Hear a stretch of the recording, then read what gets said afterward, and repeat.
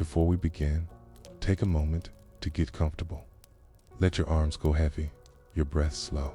And as you listen, feel free to leave a comment sharing what time it is, where you are, and what city or village you're listening from. It's love to know. And if you'd like more quiet stories like this one, don't forget to subscribe so they gently appear when you need them most. Now, let's begin. Before glass barometers and satellite weather apps. Before compasses spun over polished decks and meteorologists charted ocean currents from air-conditioned labs, there were ants steaming, glistening, always moving, and along the ancient coastline of the Strait of Malacca, where salt wind stung the eyes and tick boats leaned into the push of tide. It was these ants, small and unremarkable, that told sailors when to leave port and when to wait. You might be picturing a map right now, something wide and blue. The Strait of Malacca lies between the Malay Peninsula and Sumatra. It's one of the oldest maritime highways in the world.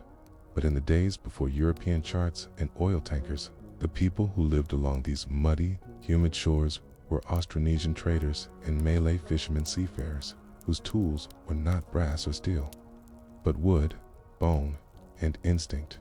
And instinct, for them, included ants. It starts in the village of Tanjung Piandang, sometime around the 12th century. The bamboo houses were built high on stilts, not just to keep out the floods, but to give room for observation. From that height, women and children could watch the ground with surprising precision.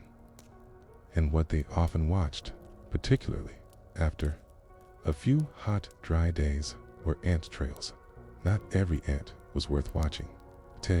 There were specific types, largely Ecophila smeridina, the Asian weaver ant, bright orange, long-legged, and hyperactive. These ants didn't just scurry aimlessly. When rain approached, even if the sky was still clear, they would begin hauling their larvae up the trunks of trees or into the roofs of homes, times nesting beneath the overhangs of coconut leaf shingles. Older women in these fishing communities would call out to their sons when they saw this. "They're climbing," they'd say flatly. That was all it took. Nets would be hauled in, sails inspected. No drums, no rush, just slow, practiced caution. They knew rain was on the way. The ants were not reading pressure systems or scanning Doppler patterns, but in their own tiny bodies, they sensed changes in humidity, in temperature, in vibration. And when they responded, the humans did too. There was an elder named Pak Idris who lived in Camp Hunghula, just upstream from where the river met the sea. A lean man, slightly bent from years of drying fish under sun. His roof had 3 large bamboo poles that the ants loved, and for 40 years he recorded their behavior, not in books. He wasn't literate in Arabic, script, or Latin. He recorded them with scratches in a tick post. 3 scratches for a big move, 1 for a lazy day, 5 if they fled inside all at once. The scratches didn't predict hurricanes, but over time, patterns emerged. If the ants moved during a dry morning and disappeared by evening, it often meant a sudden downpour by night. If they stayed still in the heat, it meant more days of sun-good weather for drying salted squid. By watching these creatures closely, Pak Idris avoided launching his canoe during dangerous weather. He lived through 4 decades of tropical storms, while others capsized or delayed. His secret wasn't magic. It was patience, the kind of scientific observation passed from one barefoot generation to the next. But it wasn't just about staying dry. Watching ants also played a part in deciding trade routes. Malay traders, those who carried spices like cloves and nutmeg fan, waited for wind shifts. The monsoons, as you might know, governed much of Southeast Asian trade. But they didn't shift overnight. It was a slow, swaying process, and the ants noticed days before the wind shifted. Before sails fluttered from west to east, ants would start changing their trails, abandoning certain coconut trunks and moving toward others, aligning along new compass directions. That slight, Behavioral change was enough. Traders used it to decide which port to sail for. They could leave for Sumatra one day earlier or avoid it altogether if the ants suggested a storm was rolling in from the Andaman Sea.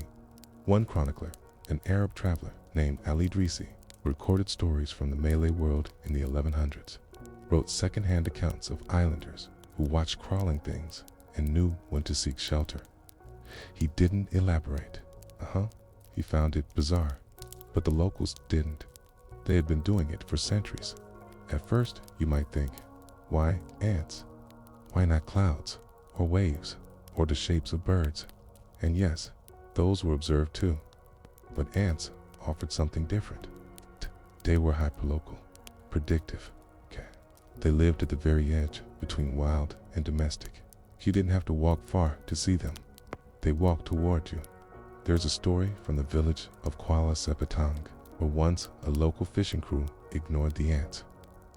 They had been drinking fermented coconut wine toddy and mocking the crawling columns near the dock.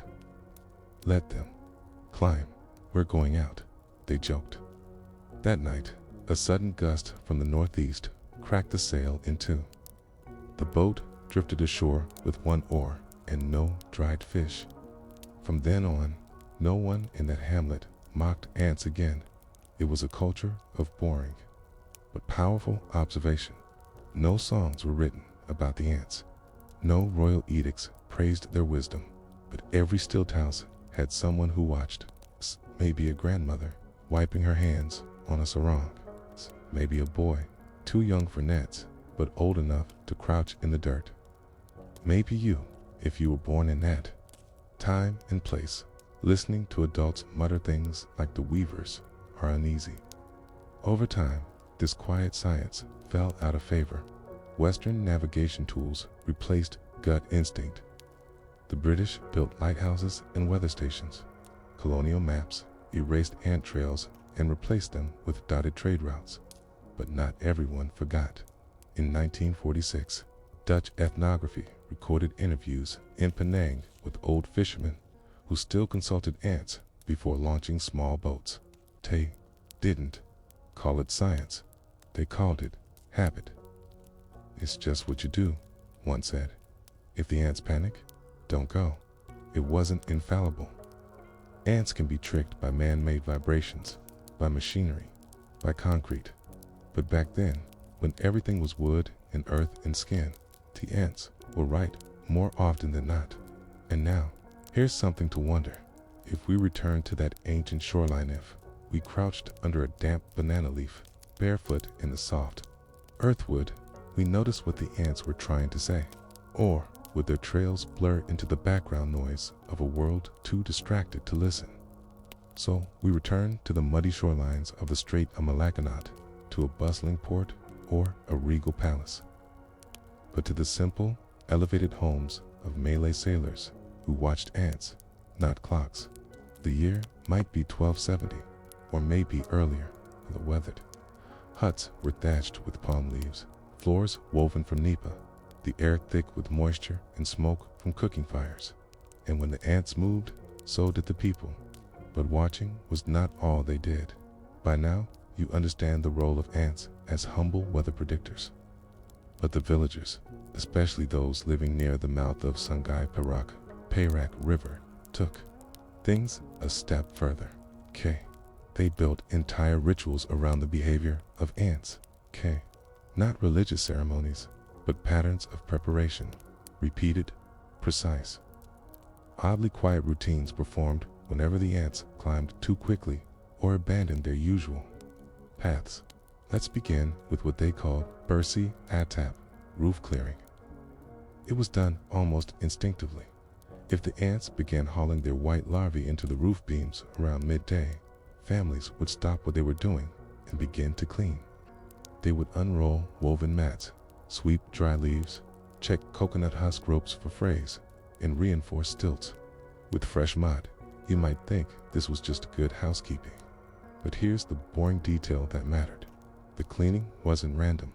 It followed the ants' path. Wherever the weaver ants built their emergency nests, the humans mimicked their behavior. They focused protection efforts around that very area, assuming the ants knew which side of the house would take the worst of the storm. And strangely, perhaps poetically, they were often right. The storm wouldn't strike that day. Not always. Sometimes not even that week.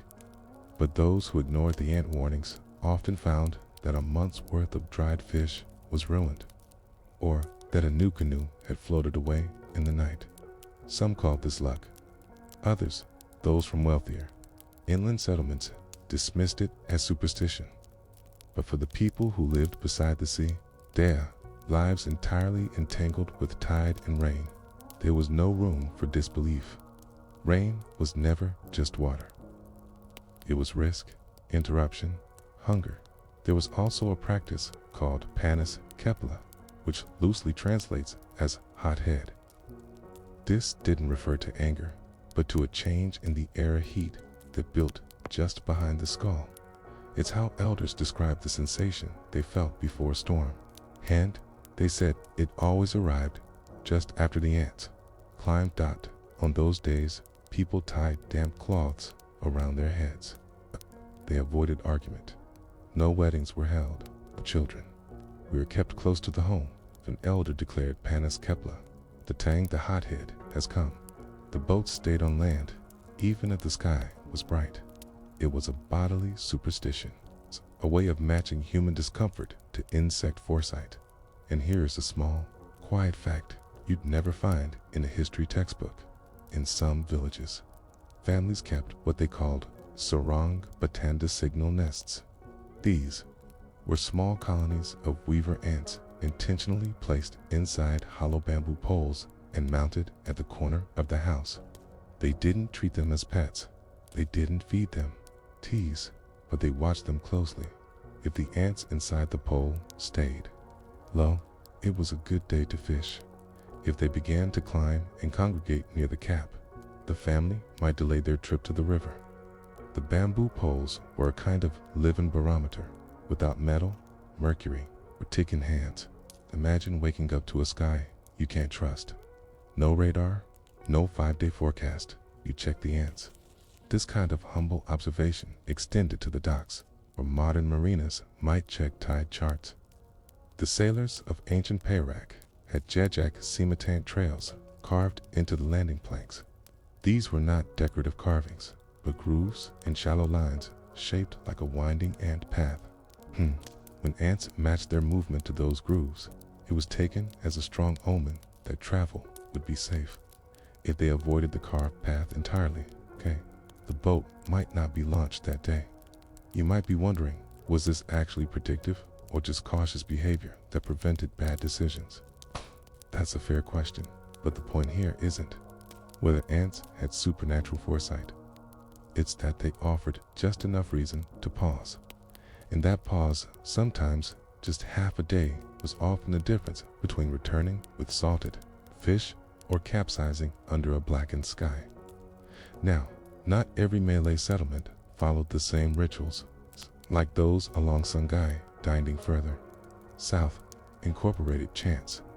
Not chants directed at the ants, but at the sky, at the waves. Small, rhythmic phrases repeated while squatting beside a tree where ants were building. Cants were half prayer, half warning. One went, if the ants climb, let the waves fall. The sky dims, let the wind crawl. It's not dramatic, ain't. Not even poetic by modern standards. But it reveals something quiet and powerful. A desire to influence fate by observing nature, not overpowering it. And this practice went beyond personal survival. Entire fishing cooperatives, like the ones in Pulau Pankar, organized their schedules based on these insect signs. The elders formed informal councils, not elected, not hereditary, just respected watchers. Kata and behavior on shells. Scratched dates onto turtle bones. Kata and decided when nets should be cast or when salt should be stored instead. There's an account, secondhand, from a Portuguese traveler in the 1500s of a Malay trader who delayed his journey by 3 days, despite perfect sailing conditions, because the ants would not rest. He arrived in a set to find two rival fleets stranded by storm. Their goods ruined, their sails torn, and loaded his pepper and cloves safely. Made 3 times the profit. No war, no magic, just the quiet power of watching. It wasn't perfect. No system is, but the Malay relationship with ants wasn't about perfection. It was about alignment, syncing human rhythm with insect rhythm, which, in turn, seemed synced with the world's. That, perhaps, is the part we've forgotten, because in today's world, with its endless data and blinking dashboards, we've stopped kneeling in the dirt. We don't pause to notice where the ants are going, or ask what they're trying to flee, and yet the ants are still there. In the heat cracks of concrete cities, in plastic food bins, in sidewalk seams, still sensing, still moving before the storm.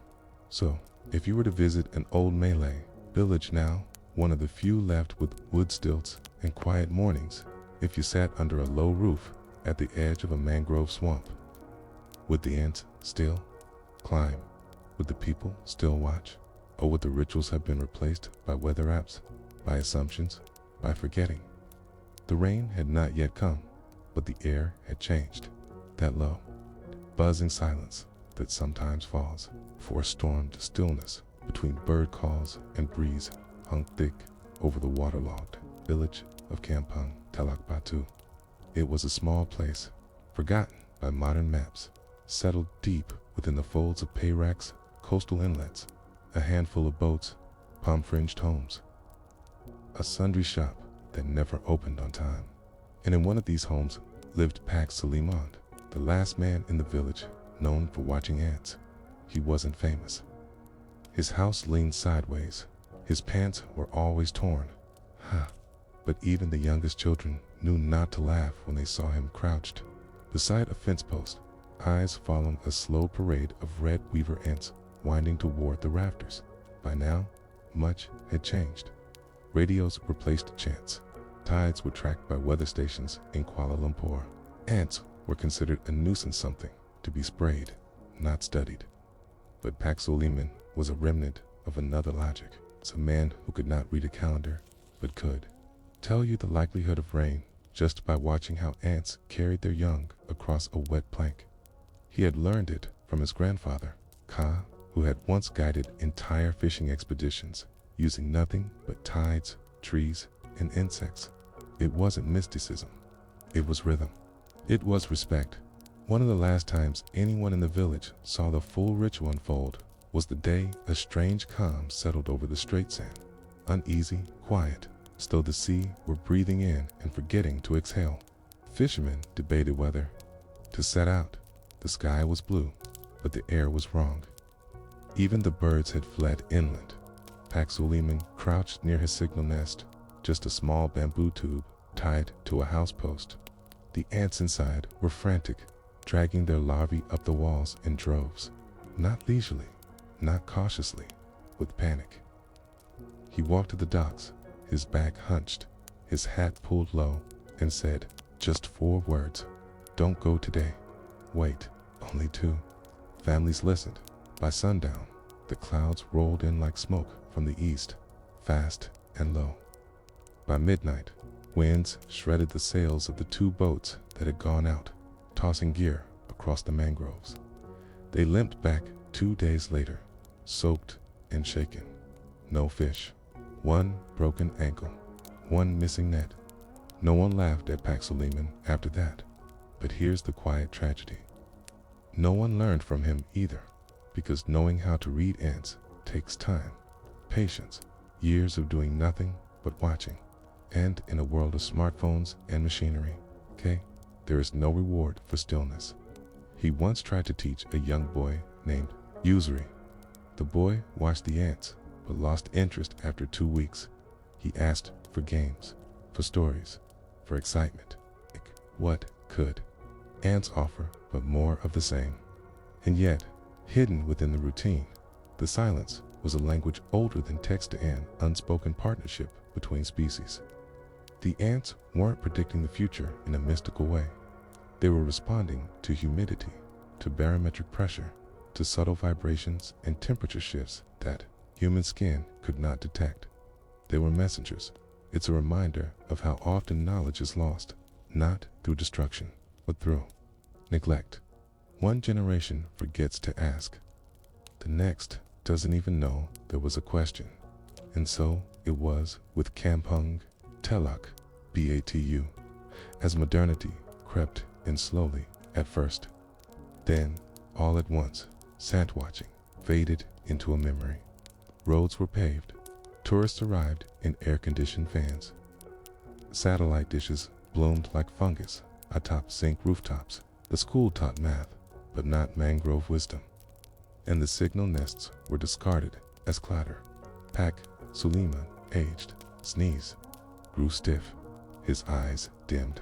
He could no longer crouch beside the path, so he built a small bench near the ants' favorite tree. There he would sit, silently tracking the colonies as they moved from bark to leaf, leaf to roof. Taught children still passed him, phones in hand, earbuds in ears. Sometimes they'd stop and ask, "Is it going to rain, Pak?" He'd smile and nod. "Tomorrow, late." And the next day, at 3 p.m., the clouds would roll in, just as he'd said. But no one stayed to ask how he knew. You might think this is just the story of one man, one village, but it isn't, because the Malay Peninsula was once full of such figures, quiet observers of nature's whispers. Before monsoons were mapped on charts, they were read on tree trunks. Before radar told us of wind, we looked at ant trails, bird flights, cloud colors, and the way wet clothes dried differently on certain days. In fact, one of the oldest surviving texts from the Malacca Sultanate, Hakat Hang, Tua makes brief mention of an admiral who delayed a diplomatic voyage after noticing that the ground dwellers had abandoned their lower nests. No one ridiculed him. The court paused. The storm came 2 days later. Today, such intuition might be called folk knowledge, dismissed, romanticized, left behind. But when we ask what's been lost in the rush of modernity, the answer often isn't glory or grandeur. It's the small skills, the slow wisdom, the capacity to wait and watch and know the shape of danger just by paying attention to a different species. Perhaps what we need isn't to rediscover forgotten gods, but forgotten neighbors, because the ants still climb, still shift their larvae before the rain, still build new roots to avoid winds we cannot yet feel. They are, in their own way, survivors. And they tried to teach us how back in Teluk Batu a new road was being built. A convenience store opened. Tourists brought noise. Pak Suleiman passed away on a rainy morning in May. His signal nest was found empty. The ants long gone. No one replaced it. A few months later, a flood overtook the village, the worst in decades. Some said it was a storm cycle. Some blamed climate change. But a few old women whispered quietly, if only someone had asked the ants. And so the story ends, not with fire, not with revolution, but with forgetting. A quiet man who watched the ground. A people who once knew that ants spoke to the sky. In a world that moved too fast to listen. Do the ants still warn us? Do we still notice? Or have we sealed the windows too tightly to hear their tiny feet scrambling for shelter? There was no parchment, no compass, no latitude, no longitude, yet ships crossed seas before the West drew its maps with ink. The people of the Malay Archipelago had already drawn theirs in memory. The islands of Southeast Asia, Sumatra, Java, Borneo, the Philippines, and the maze of islets dotting the sea in between were once navigated not with tools but with rhythm. These were the maritime kingdoms where children learned not to draw but to remember, where the sky and sea were books and you had to read both at once to survive. It is hard now to imagine a world without Google Maps, GPS beacons, or marine radios, but rewind the world 1,000 years and picture a boy perhaps 10 years old sitting on the floor of a long wooden boat carved from a single tree. The ocean around him is vast, but he is not afraid. He listens, watches, learns. His name might have been Ghani. He is silent, not because he has nothing to say, but because his uncle and elder sailors testing him. Where are we? The uncle asks, staring out at the seemingly featureless water. Ghani does not guess. He waits. He looks at the water's color pale green. He notices the movement of the windy southern breeze, humid and uneven. He listens to the sound of waves against the hull. Then he looks up. There should be land just ahead, Ghani says. A small island with white rocks, 2 coconut trees. The uncle says nothing, but nods. Ghani is right. This is how maps were. Made inside the mind, passed from mouth to ear, generation after generation. The Malay sailors of the ancient world had no ink, but they remembered everything, where the reefs shimmered dangerously below the surface, which islands had fresh water, which birds appeared only when land was near. They mapped distances, not in miles, but in day sails, how far a boat could travel with a certain type of wind before sunset. They described islands by shape, smell, the color of soil. One might be called the place where bananas lean, another the crying rock. These names never made it onto European maps, but they were precise enough to survive typhoons. At the heart of this tradition were the Pelayar, Iwan Cloud sailors. These were the navigators who could read the sky not for storms, but for structure. To the untrained eye, all clouds may seem alike. Puffy here, gray there. But to a Pelayar Awan, clouds were signposts, cumulus formations over warm water, wisps near islands, thunderheads trailing from inland mountains. Each shape meant something, a hint of land, a pattern of tides, a warning. They did not need telescopes. They needed time. Modern sailors used charts. But these ancient navigators knew the sea the way you might know your neighborhood by familiarity, by smell, by gut. They sensed the difference in how the boat moved, how the weight of water shifted beneath them. They could tell when they'd crossed a current line simply by how the sail tugged at its ropes. The sea, to them, was not a danger. It was a teacher. And yet, this world is nearly lost. Why? Because it could not be photographed. Colonial historians often dismissed these sailors as primitive, their methods intuitive or unscientific. The lack of written records was mistaken for ignorance. But this was not ignorance. It was a different literacy. It's one that required silence, repetition, years at sea. By the time the Portuguese arrived in Malacca in 1511, the Malay fleets had already spent centuries crisscrossing the Indian Ocean, trading tin, spices, timber, and textiles. These were not small trips. Some boats sailed from the eastern coast of present-day Malaysia all the way to the Red Sea. And they did it without maps. Instead, they used narratives, oral sequences passed down from one sailor to the next. A typical voyage story might sound like this. You leave when the eastern wind rises, after the last mango falls. You sail to sunsets, watching the left star above the fisheye cloud. When the stars change and the water turns black, you are near the place where the birds scream at night. There you turn south until the air smells of pepper. Then you are close. This might sound like poetry or superstition, but these were precise cues. The fisheye cloud might refer to a lenticular formation near volcanic islands. Birds that scream at night might point to fruit-bat colonies, and the air smells of pepper likely meant you were nearing the trading ports of Sumatra, where the spice was offloaded by the ton. In this way, 1,000 signs created a web of navigation. The journey was not measured by speed, but by signs. And so long as you read the signs correctly, you would arrive. It was not just a matter of remembering the sea. It was understanding that the sea is not a blank space. It is a living, breathing map. Even the waves spoke. The Malay term ombak berlagu means singing waves. Sailors claimed that they could hear the difference between waves bouncing off open sea versus waves rebounding from hidden cliffs or shoals, like a bat using sonar. The sailor could listen and guess the shape of what lay beneath the horizon. This wasn't magic. It was sensory detail, fine-tuned by repetition. Imagine spending 30 years on a boat, listening to the ocean every night. You too might learn which wave meant danger and which meant home. The navigators did not teach this knowledge in classrooms.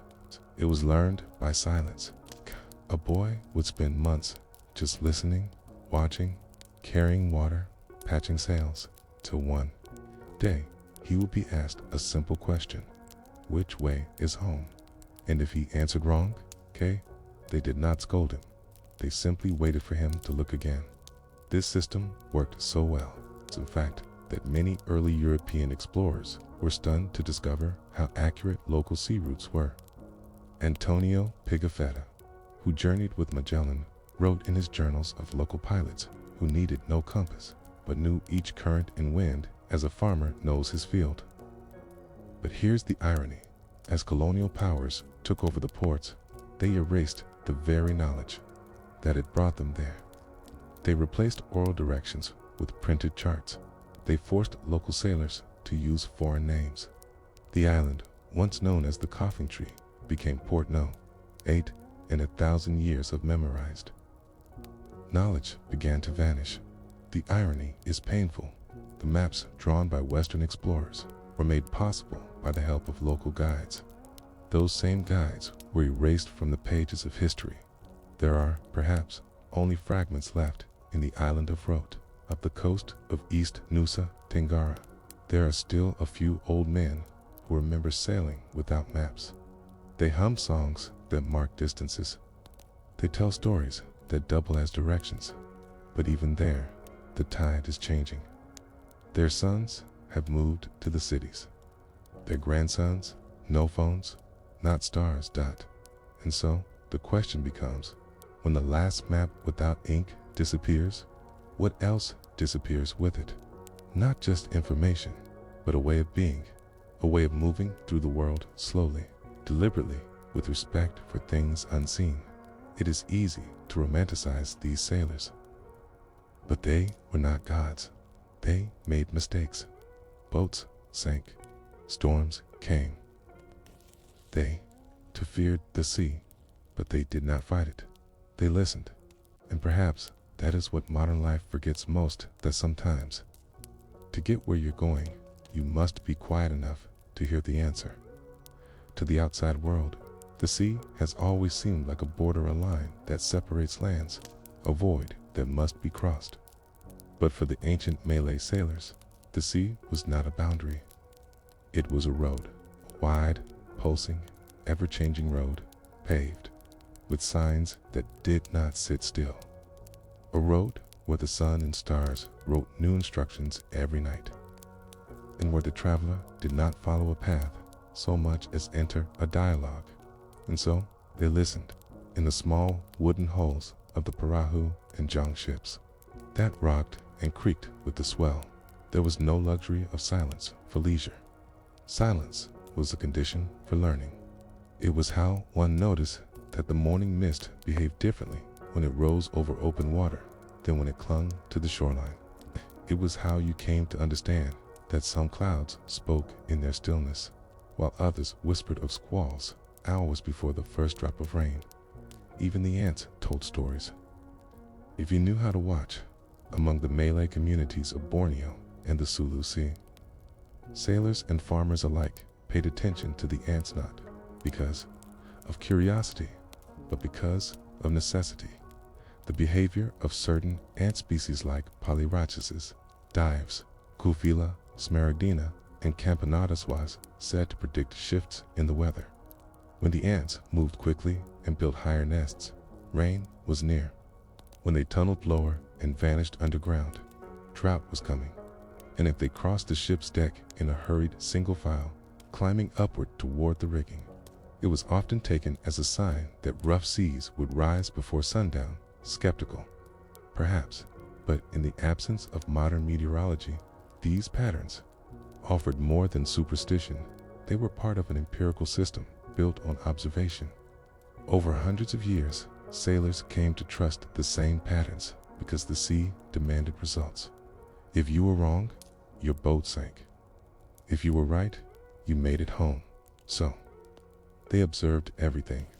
One of the most remarkable skills passed down among Malay navigators was wave piloting, the ability to identify islands and reefs based on how the ocean's surface changed long before land became visible. This was no fantasy. The interaction of wind, tide, depth, and land mass leaves fingerprints on the water. Waves diffract, bend, reflect. A skilled sailor could detect the reflection pattern and know there was land hidden just beyond the horizon. Even if clouds covered the sky and no stars could be seen, Western scientists would not formally study this until the 20th century. But the islanders knew it centuries before, without needing equations.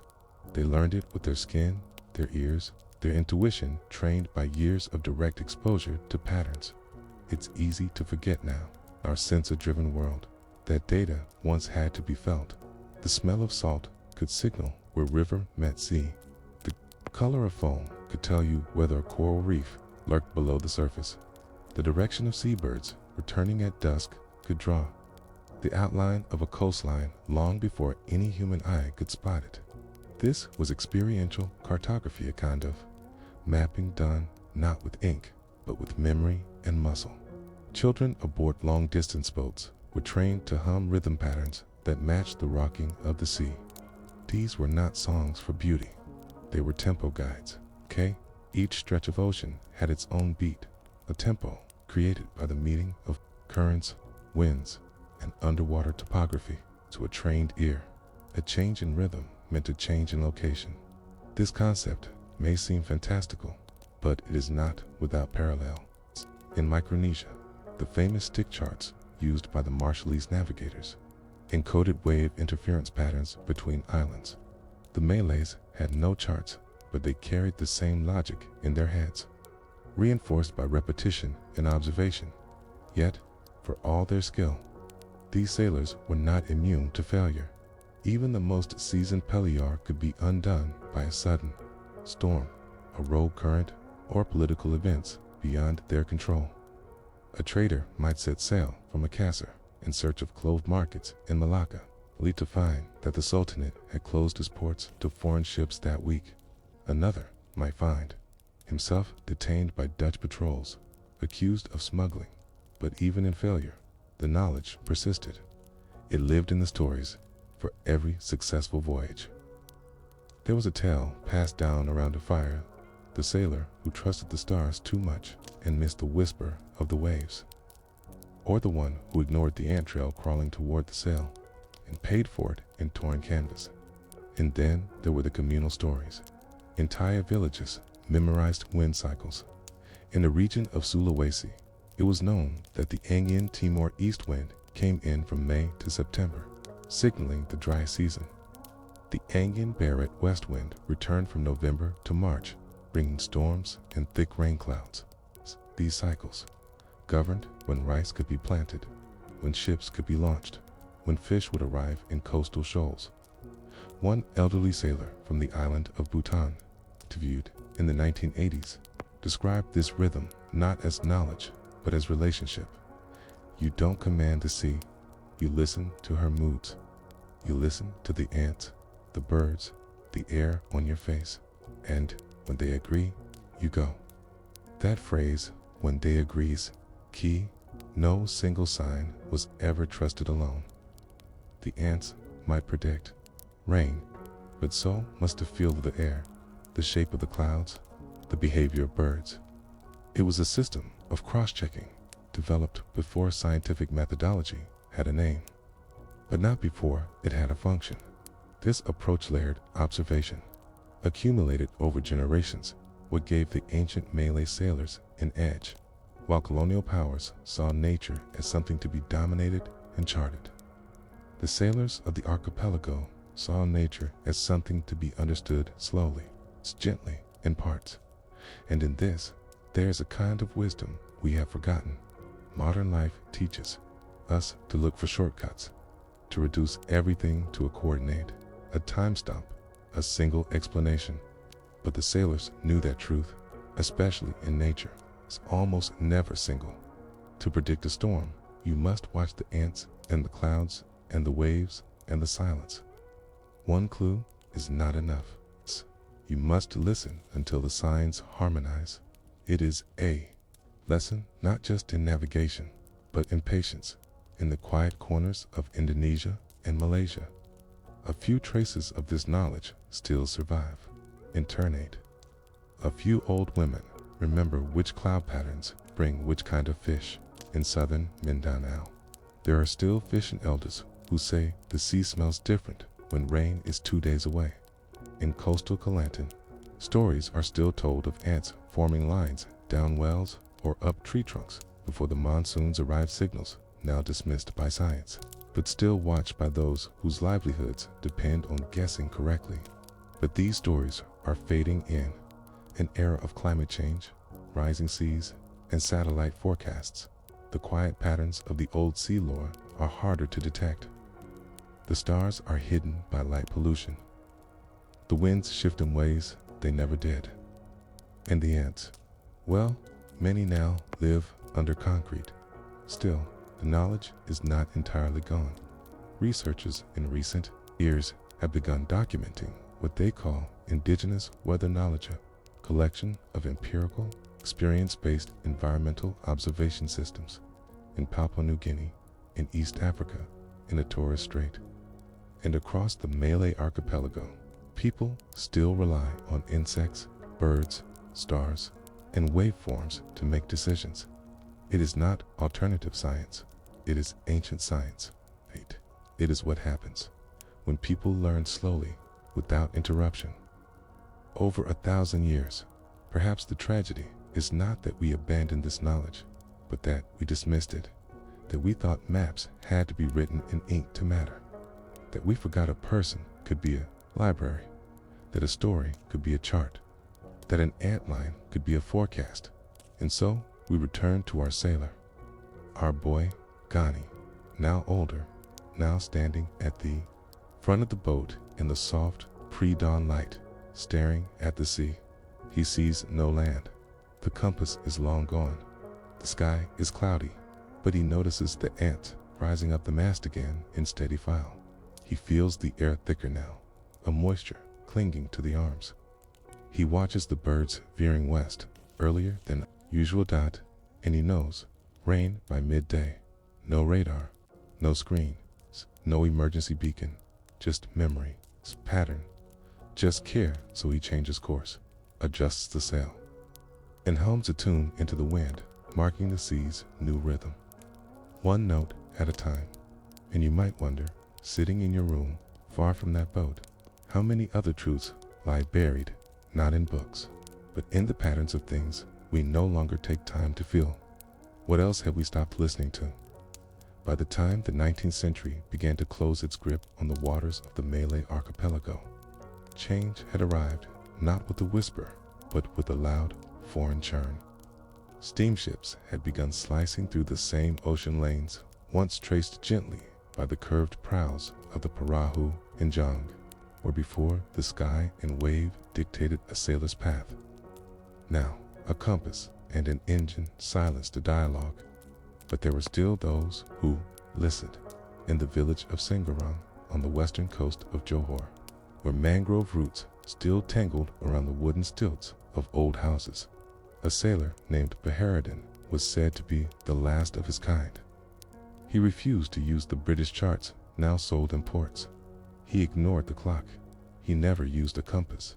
His hands, wrinkled by years of salt and sun, still trusted the same old instruments: clouds, ants, birds, cays. The villagers called him Telingalot, the ear of the sea. He wasn't famous. He wasn't a scholar. He couldn't write down the things he knew. But traders sought him when a voyage had to cross difficult waters, when the wind refused to cooperate, when the patterns broke, the sky offered no clues. He listened, and he guessed correctly. Not always, but often enough. They say he learned to predict fog by the movement of river shrimp. He could smell when mangrove blossoms were late, and from that deduce a delayed monsoon. He watched the ants, still never tired of watching them. They built high along the roof when a storm approached. They avoided exposed walkways when lightning was near. He trusted them because they, too, lived by the weather in his final years. He mentored a boy named Mahiman, who was 10 when he first stepped barefoot onto the smooth, worn wood of Baharuddin's deck. For 5 years, the old sailor made the boy sit in silence, each morning before casting off, pointing not to tools, but to details. Listen to the palm leaves. Feel the breeze under your earlobe. What do the clouds not say today? It was not superstition. It was a discipline of observation. Once, on a trip northward to Langkawi, the pair encountered a wide, windless stretch of sea. Other vessels had stalled, but Baharuddin, watching the horizon, pointed west. "There," he said, a pulse. Mahiman squinted. He saw nothing, but 20 minutes later, a subtle ripple passed under their hull. Not a wave, not a current. A swell returning from the unseen edge of land. Baharuddin adjusted the sail. An island, 2 hours away. They arrived in 1 hour. In 50 minutes docked to Mahiman. It felt like magic, while the old man only shook his head. You felt it in your feet, just didn't know what it meant. This is how the knowledge passed not through lectures, but through shared silence, through exposure, through correction and experience. But the world was changing fast. The colonial governments didn't trust oral knowledge. They favored fixed charts, standard routes, scientific tools. They offered progress. And to be fair, many of their tools were effective.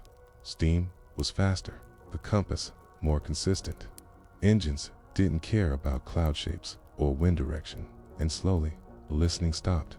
By the 1920s, most trade routes had shifted to modernized ports. Perahu were seen as primitive.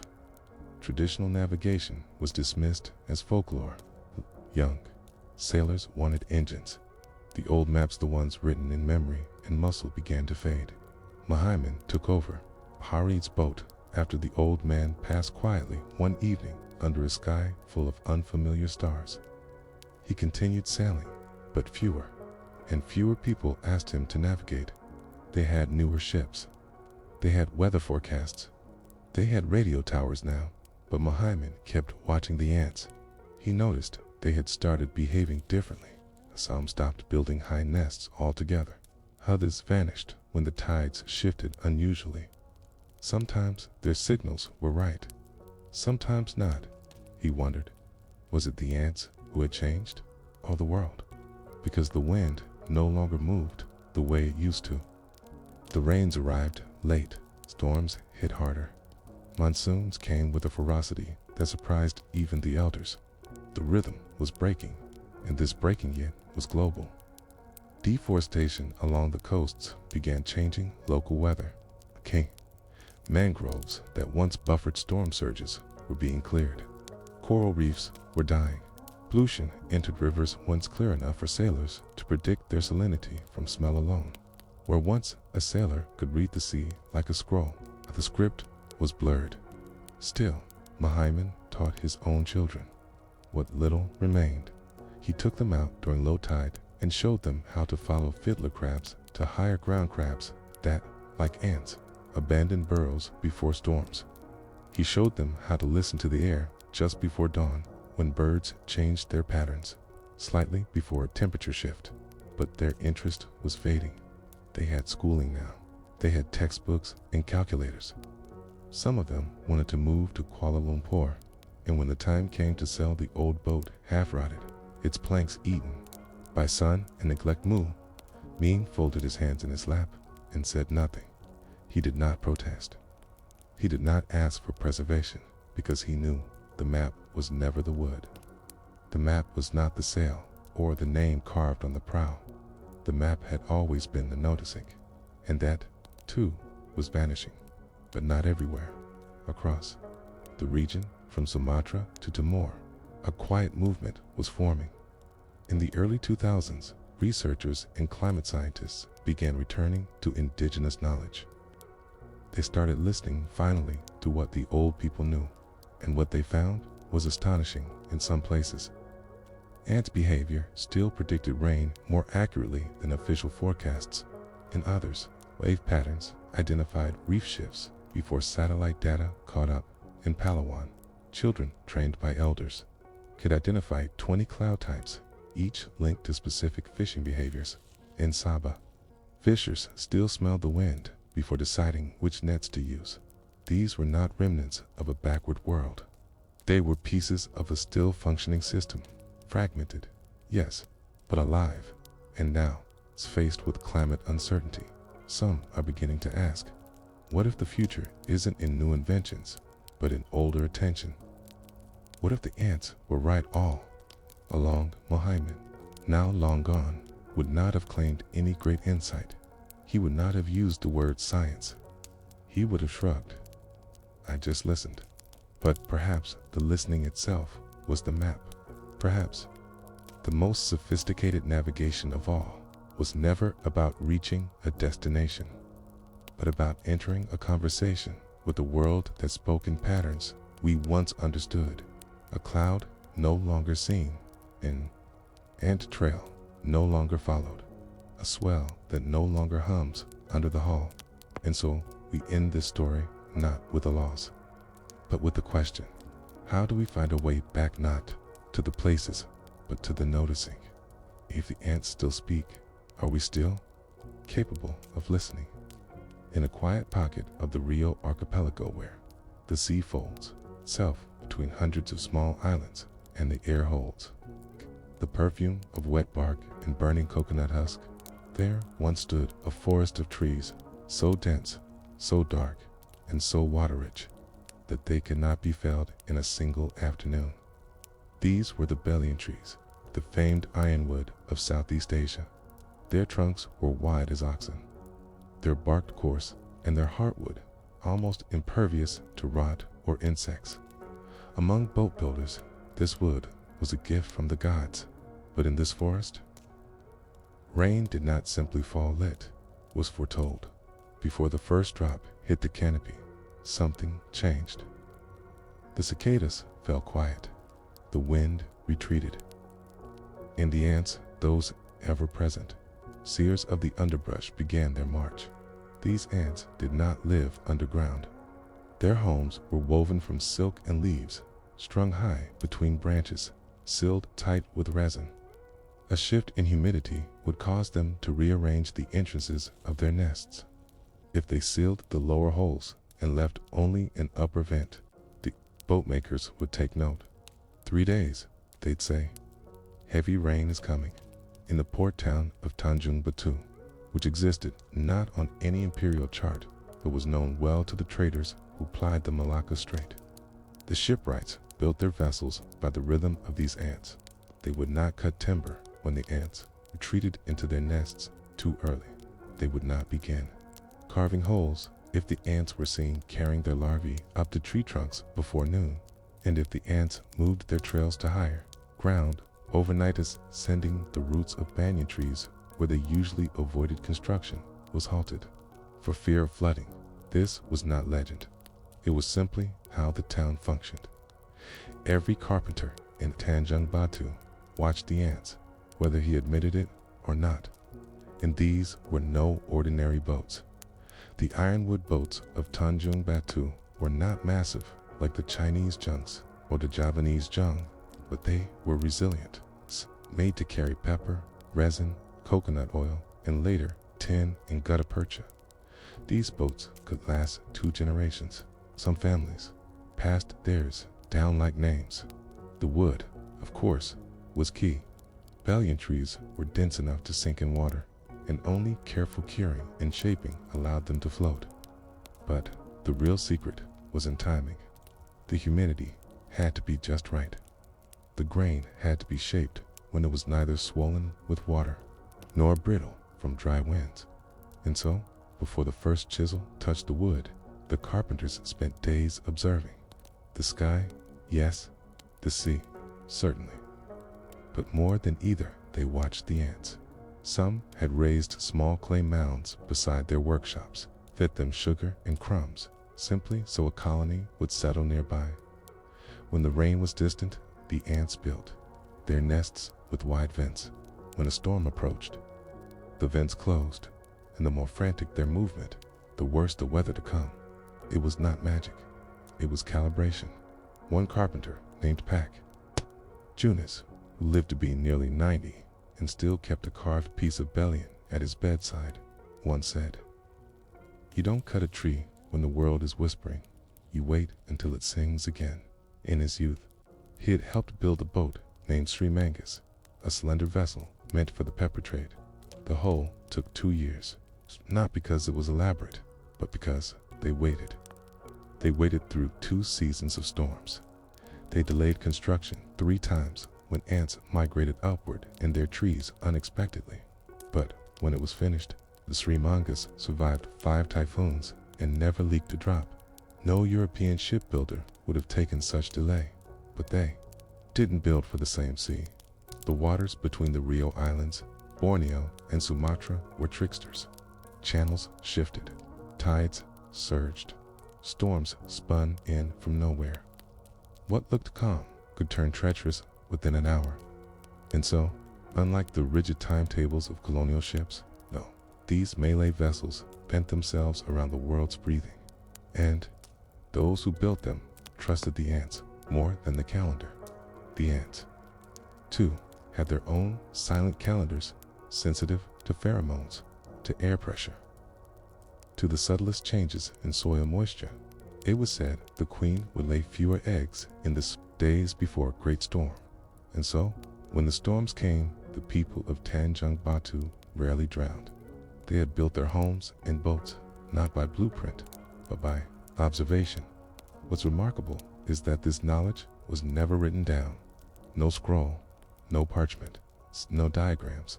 It lived in gestures, in small remarks over fire, in the twitch of a finger pointing to an ant mound, in the decision to stop sawing wood and drink tea instead.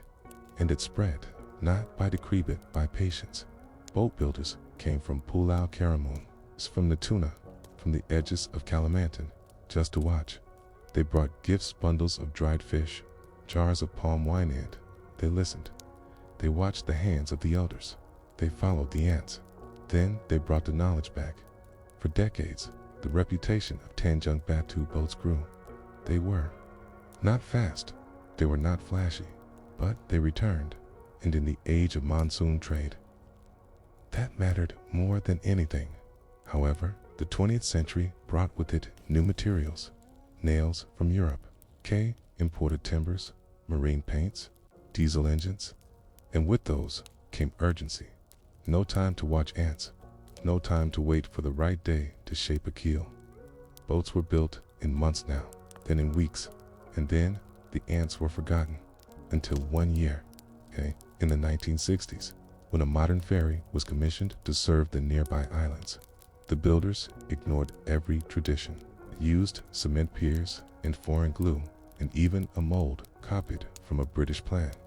But 2 weeks before launch, old carpenter, one of the last, who remembered the old ways, saw something odd. The ants had started carrying their eggs out of their nests. They moved in single file up a neighboring hill. The old man said nothing. No one would listen. 3 days later, the ferry was destroyed in a freak thunderstorm while still docked. No casualties, just the boat torn in half. The locals whispered. The ants knew. Pull. No one rebuilt the way the old men had, because the forest was gone now. The bellion trees had been cut, exported, used for decking in Singapore and Hong Kong. The forest no longer smelled of rain, and Tanjung Batu became a port only in name. The shipwrights drifted away. The boatyards closed. Children played where sawdust once drifted. Only the ants remained, at least for a while. They nested in the cracks of abandoned shop houses. They crawled along the stones near the old shoreline, but no one watched them anymore until a young environmental Researcher arrived in the early 2000s, curious about the town's unusual boat designs. She had heard whispers of ants and timing, and wanted to know if the legend had any ecological basis. She interviewed the remaining elders. One, bedridden, said to her, "We listened to them. That's all. We knew how to wait." She began her own study over 3 years. She observed the behavior of the local weaver and Psychophila. Smeridina correlated their nesting behavior with rainfall data. The results were astonishing. When the ants sealed their nests early in the day, rainfall within 72 hours was nearly certain. When the ants moved their colonies upward by more than a meter, flooding was highly likely. It was not folklore. It was climate intelligence recorded in movement. It's not numbers. But by then, the ant colonies had begun to vanish. Development had paved over their nesting grounds. The winds no longer moved the same way. Cute islands from concrete structures disrupted the delicate rhythms of moisture and air. The town that had once built boats by ant signals now struggled with flash floods and unpredictable storms. In her final report, the researcher wrote, "The intelligence of this village lay not in technology, but in humility." The ants spoke, and, for a time, humans listened. So now we ask, if the world once turned on such small legs, such tiny signals, what other voices are we ignoring? What have we lost? Not by forgetting knowledge, but by forgetting how to notice. The last boat made entirely in the traditional style of Tanjung Batu was a vessel so understated, so unassuming, that many in the region didn't know it existed until long after it had outlived all its peers. Her name was Pusaka Hujan, or Heirloom of Rain, a name whispered with reverence in the tea-shadowed yards of Southeast Asia. She was constructed slowly, across 7 monsoons, by a crew of craftsmen already considered relics of another age. At the center of the process was a boat builder named Midden, a man in his 70s whose skin bore the gray sheen of ironwood dust. He had no apprentices, no written plans, and no savings. What he had was memory etched deep from watching his grandfather shape halls by moonlight and by antlight. Mid-in did not begin with blueprints. He began with silence. For the first month, he visited the same patch of forest every day at dawn, listening not for birdsong or wind, but for stillness. The banyan trees stood like monuments, and beneath them, ants resumed their endless work. The nest of one colony, suspended between 2 high branches, was unlike the others. It changed shape daily, one day flat, the next rounded. One morning, it displayed 3 open slits along its base. By evening, they had been sealed. Midden watched. He waited. He had no instruments, no hygrometers, no predictive maps, but his timing was precise. When the ants descended en masse from their nest and began carrying damp leaves to higher ground, an unusual move, he took it as a signal. The felling began.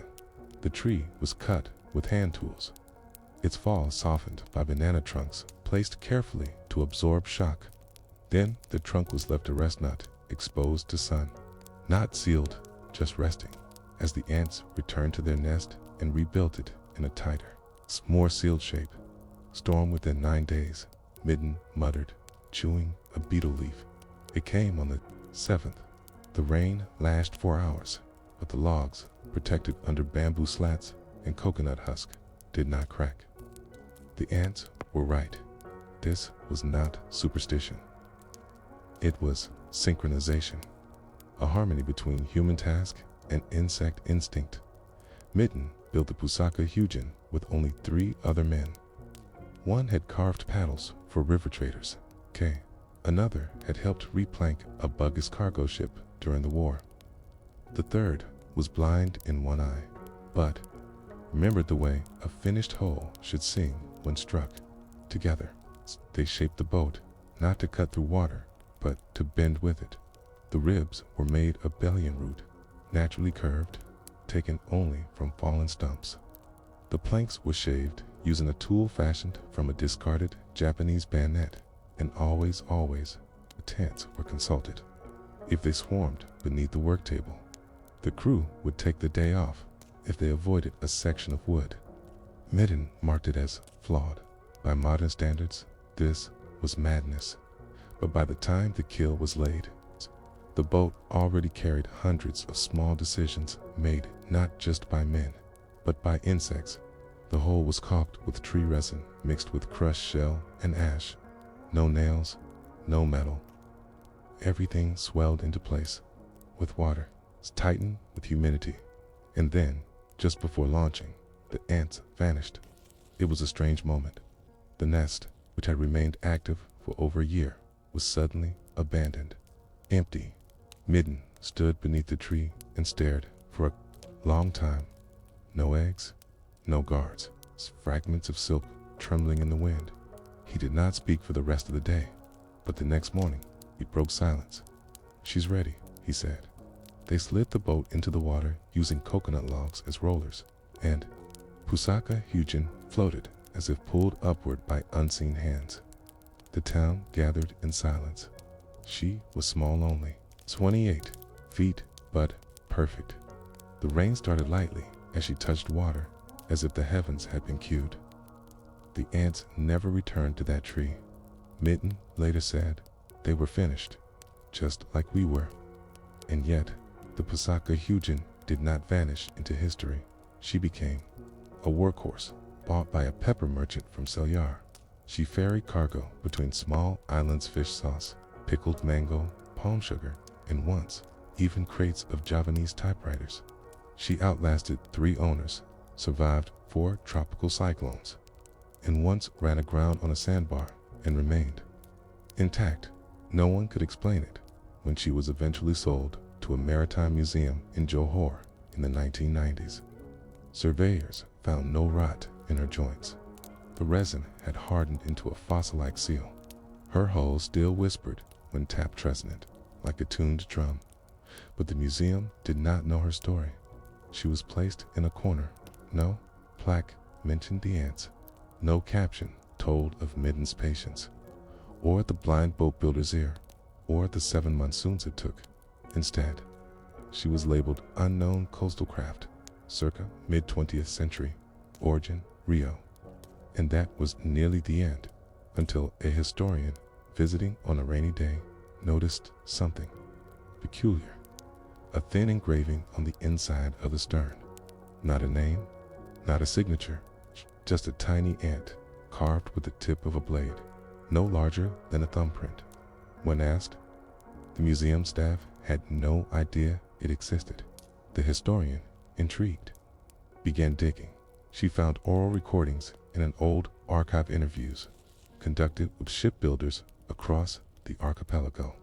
One voice stood out, an old man named Midden, speaking slowly in broken Bahasa in peppered Bugha's dialect. "We don't argue with the ants," he said on the tape. "They knew the sky before we did." The historian cross-referenced the dimensions and patterns of the Pusaka Hyujin. Every plank, every curve, K, matched what Midden described. It was the same boat, and for the first time in decades, her story was told. Not loudly, not in headlines, but in a single journal article published in a sleepy maritime anthropology review. It didn't go viral, but it reached the right people. An elder in Rio read it and wept. A group of youth in Selyar organized a trip to see the boat in person. And in one small workshop near Batum, a young man began experimenting watching ants again, not to copy the past, but to remember how to listen. And this is the part that history rarely tells, how the smallest acts of patience, observing ants, waiting for weather leave behind echoes. Boats, by nature, are temporary. They rot, they sink, they are abandoned. But the rhythms that shape them, those survive. And now we are left wondering if a single boat could endure because of ant knowledge. What else might we have overlooked in our chase for speed?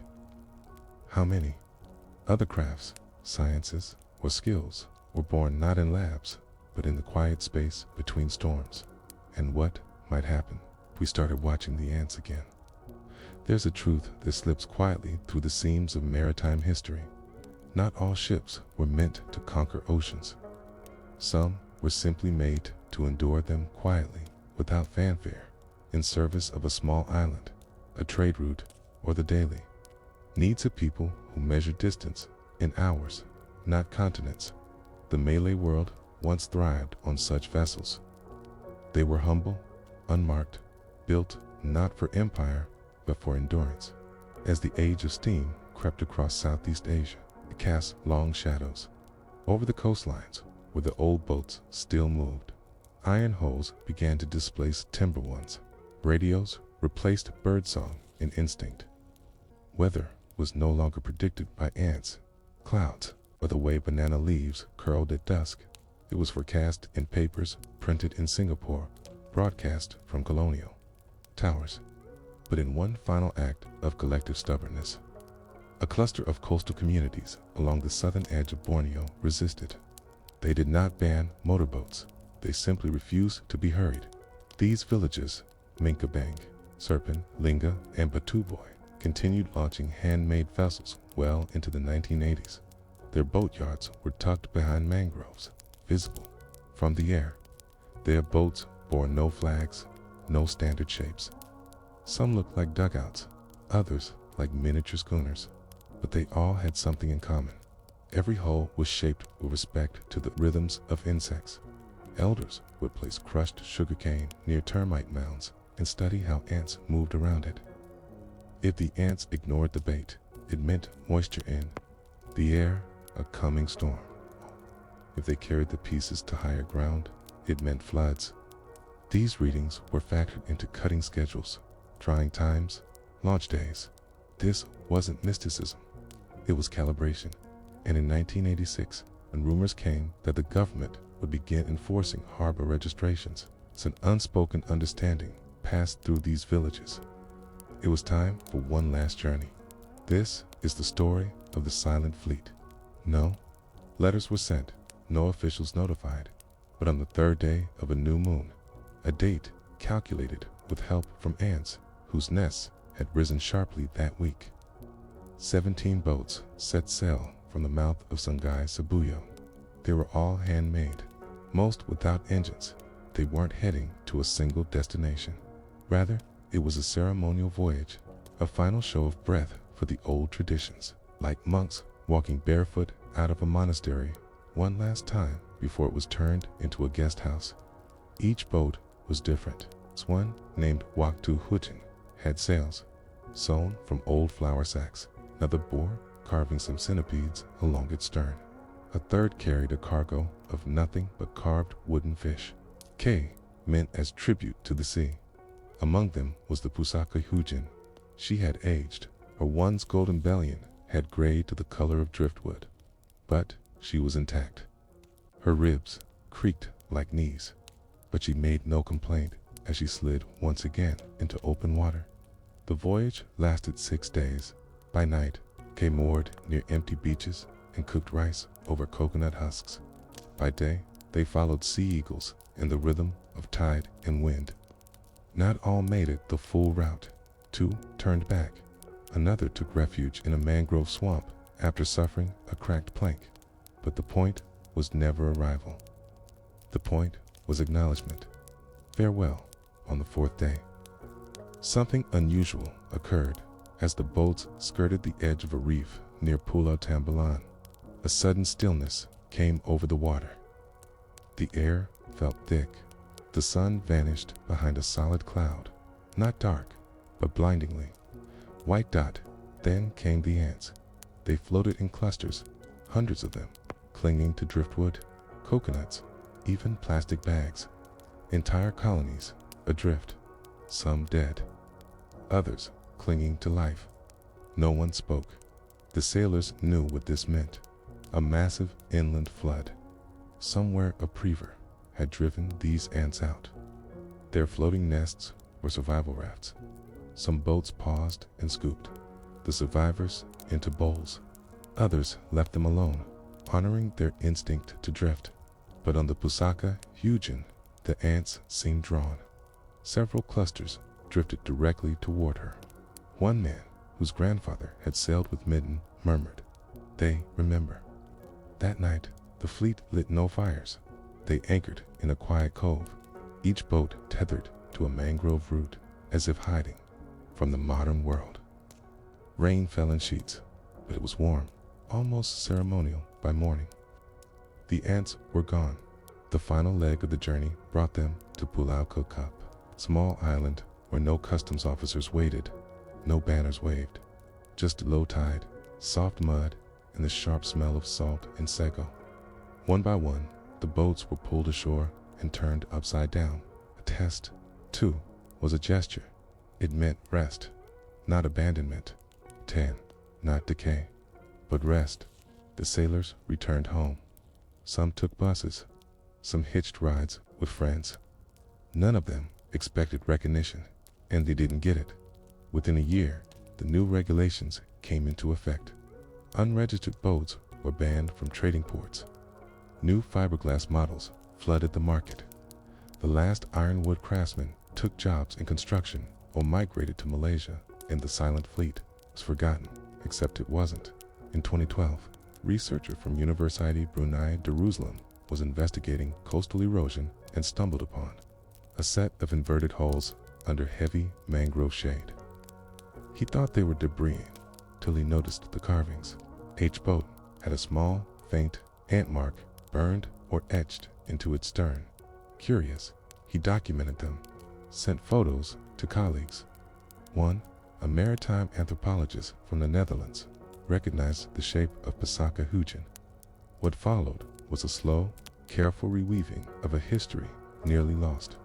Interviews with surviving sailors, radio archives from a forgotten fishing cooperative, a faded audio cassette featuring Midden's final interview where he whispered, "If they ask how we built them, tell them it was with help." By 2020, a modest exhibit opened in KUCHING. No grand opening. It's just a quiet room with wood shavings on the floor, ant nests preserved in glass, and a map showing the route of the silent fleet. Most visitors didn't linger, but few did. They sat, listened, and read a plaque that said, "These boats were not built to last forever." But they remembered the weather, and the ants remembered them. Today, the hulls still rest beneath mangroves. Some have collapsed. Others shelter small birds or serve as frames for seaweed farming nets. No one guards them, but once in a while, on misty mornings, locals claim to see ants massing along the edges of the broken hulls. Not in panic, not in migration, just resting, as if keeping watch. And that is the quiet ending of a story that never shattered. It didn't change empires, it didn't win wars, but it reminded us of something that history often buries, that not all greatness is loud. And sometimes, the truest navigators don't hold maps, but move in lines too small to see, sensing weather long before we do. So the next time rain falls unexpectedly and the sky feels swollen with secrets, ask yourself, are the ants trying to tell us something? Long before radar stations and lighthouses marked the coastlines of Southeast Asia, the seas between Peninsula Malaysia and Sumatra were watched in silence, not by beacons of fire or bell towers, but by towers of bamboo. Some were no taller than a coconut tree. Others rose higher than a sultan's watchtower, bound together with palm fiber rope and designed to sway without breaking. They weren't built to last, nor meant to impress. They were meant to see and to be seen. You would not find them marked on any colonial map. European cartographers often missed them, dismissing them as scaffolding or temporary huts. 2. Those who lived along the straits, traders, fishermen, islanders, raftsmen. These towers were the nerve endings of a communication network more ancient than any empire that passed through. They were built by communities who read not just the sea, but the sky, the insects, and the color of river foam. And in this story, we trace their forgotten geometry, not through declarations or conquest, but through the delicate act of watching. Let us begin at the island of Pulau Tinggi. The name means tall island, and even from a distance, one can see how it earned the title. Dense jungle rises abruptly from the shore, capped with fog most mornings and pierced by the cries of fruit bats by evening. Hidden along its southern ridge were once 5 bamboo towers, rebuilt each year just after the monsoon rains began to retreat. Each tower was positioned to face a different slice of the sea, not the open sea, but the intricate corridors between islands, estuaries, and reefs where small boats would pass. The towers were unmanned, at least not permanently. Instead, they operated like wind chimes of human attention. During the day, watchers, often elders or youths not ready for open sea fishing, would climb the towers and scan the horizon. They brought no spyglasses, only clay pots of tea, dried anchovies, and memories passed down from watchers before them. At a glance, this might seem like idle watching, but over time, the watchers became deeply attuned to patterns invisible to outsiders. One man, known only as Pak Bellin, could detect a change in sea weather by watching the cloud shadows on the side of Pulau, or 30 kilometers away. He'd spent so many seasons noting how thunderclouds formed and broke above the jungle there that he could, with confidence, say, "That storm will cross before dusk, but not reach us." Another, a woman named Sik Yam, claimed she could smell river floods before they arrived. She wasn't entirely wrong. The scent of upturned silt, tree bark, decomposing leaf, matter often arrived hours before the waters surged down to the coast. But the towers were not only for passive watching, they were for signaling, and the primary tool was smoke. These weren't the dramatic, roaring fire signals often imagined in tales of mountain kingdoms. No, these were threads of smoke, thin, deliberate, and shaped to make them villagers burned. Specific combinations of leaves, bark, and resin. Each mixture produced a different color or texture of smoke. White and fast for calm, thick and yellowish for flood warning, spiraled blue-gray for foreign boat approaching. The messages were not standardized in writing. They were passed down orally through song or rhyme. One village song, quoted on an old cassette in 1974, went, "3 puffs rise high and slow. That means the tide is quiet below. Curls form sharpen, stay in place, prepare your nets, the winds will race." When a watcher saw a signal, they would climb down, spread the word, and sometimes light their own signal in response. The message would ripple across villages like echoes, allowing coastal communities to prepare for approaching storms, floods, or visitors long before they arrived. And yes, ants played a role.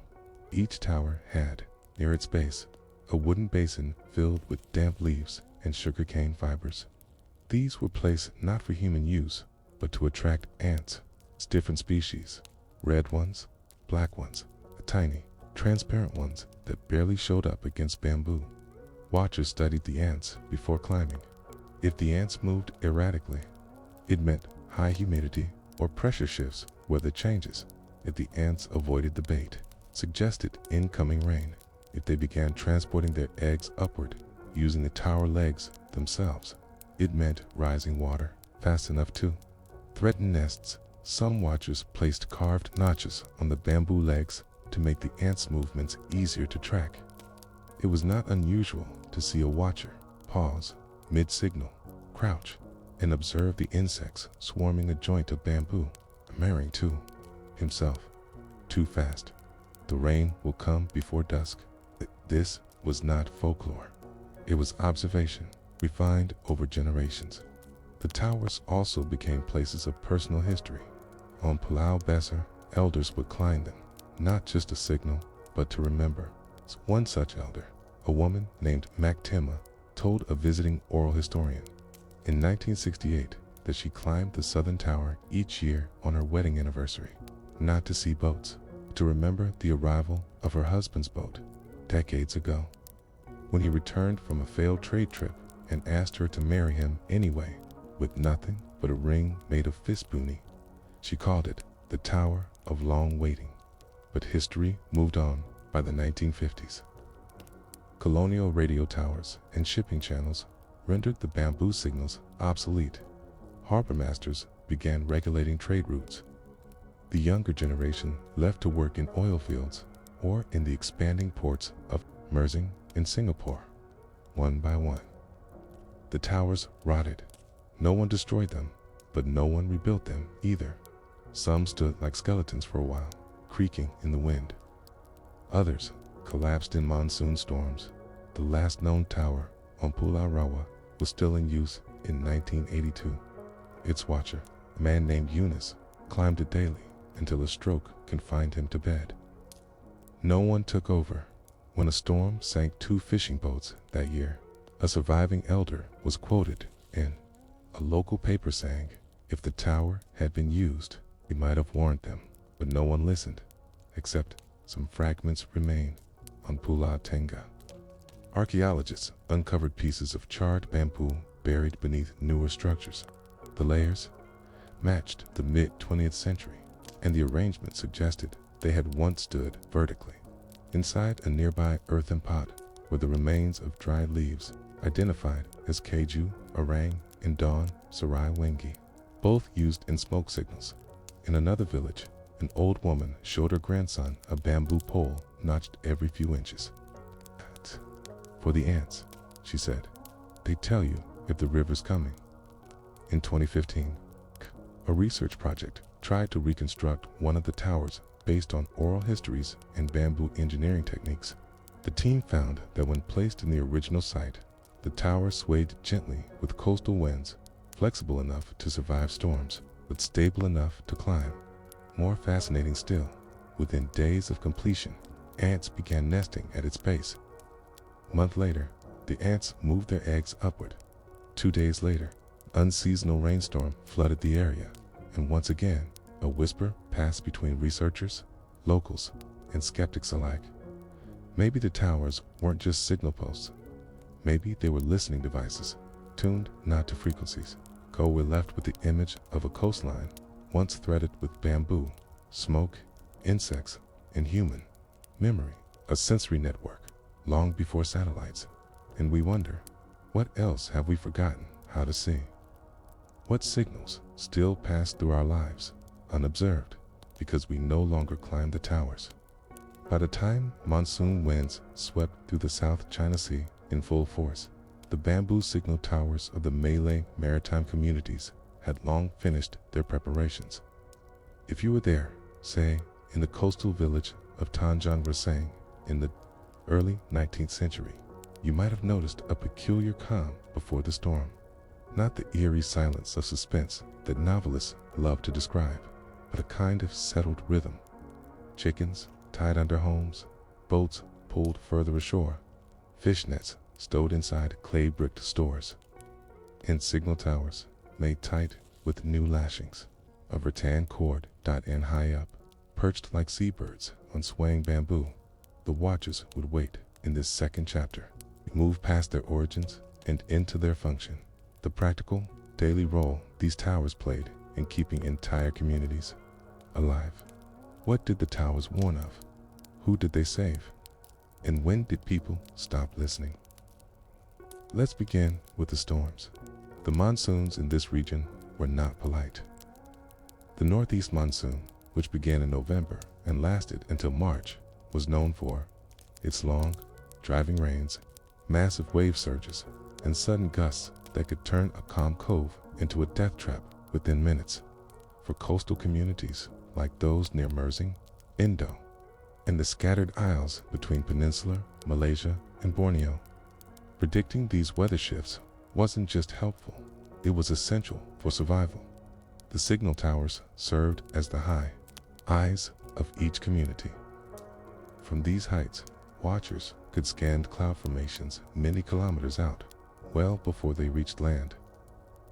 If the incoming clouds had a flattened base and streaked edges like fish gills, it meant moderate rain. But if the clouds towered into anvil shapes, their gray bottoms boiling with motion, the watchers knew it was time to signal. But smoke was not always the fastest option, so they had a backup. Polished metal sheets. Watchers carried small copper mirrors, typically made from flattened cooking utensils or polished betel nut tins.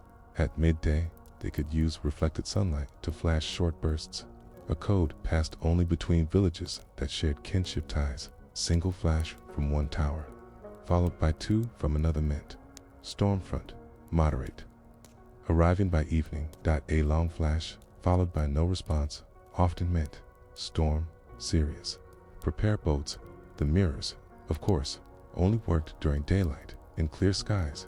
Ironically, conditions least likely during the wet season, but they were useful nonetheless. By night, watchers sometimes used fireflies, not the insects themselves, but oil lamps fitted with perforated leaves that flickered like firefly light. In pitch black conditions, the glimmer of one tower could be seen from another if positioned correctly, and so the coastal chain remained lit, not in flames, but in pulses. These signals were also used to mark the passage of rafts and boats.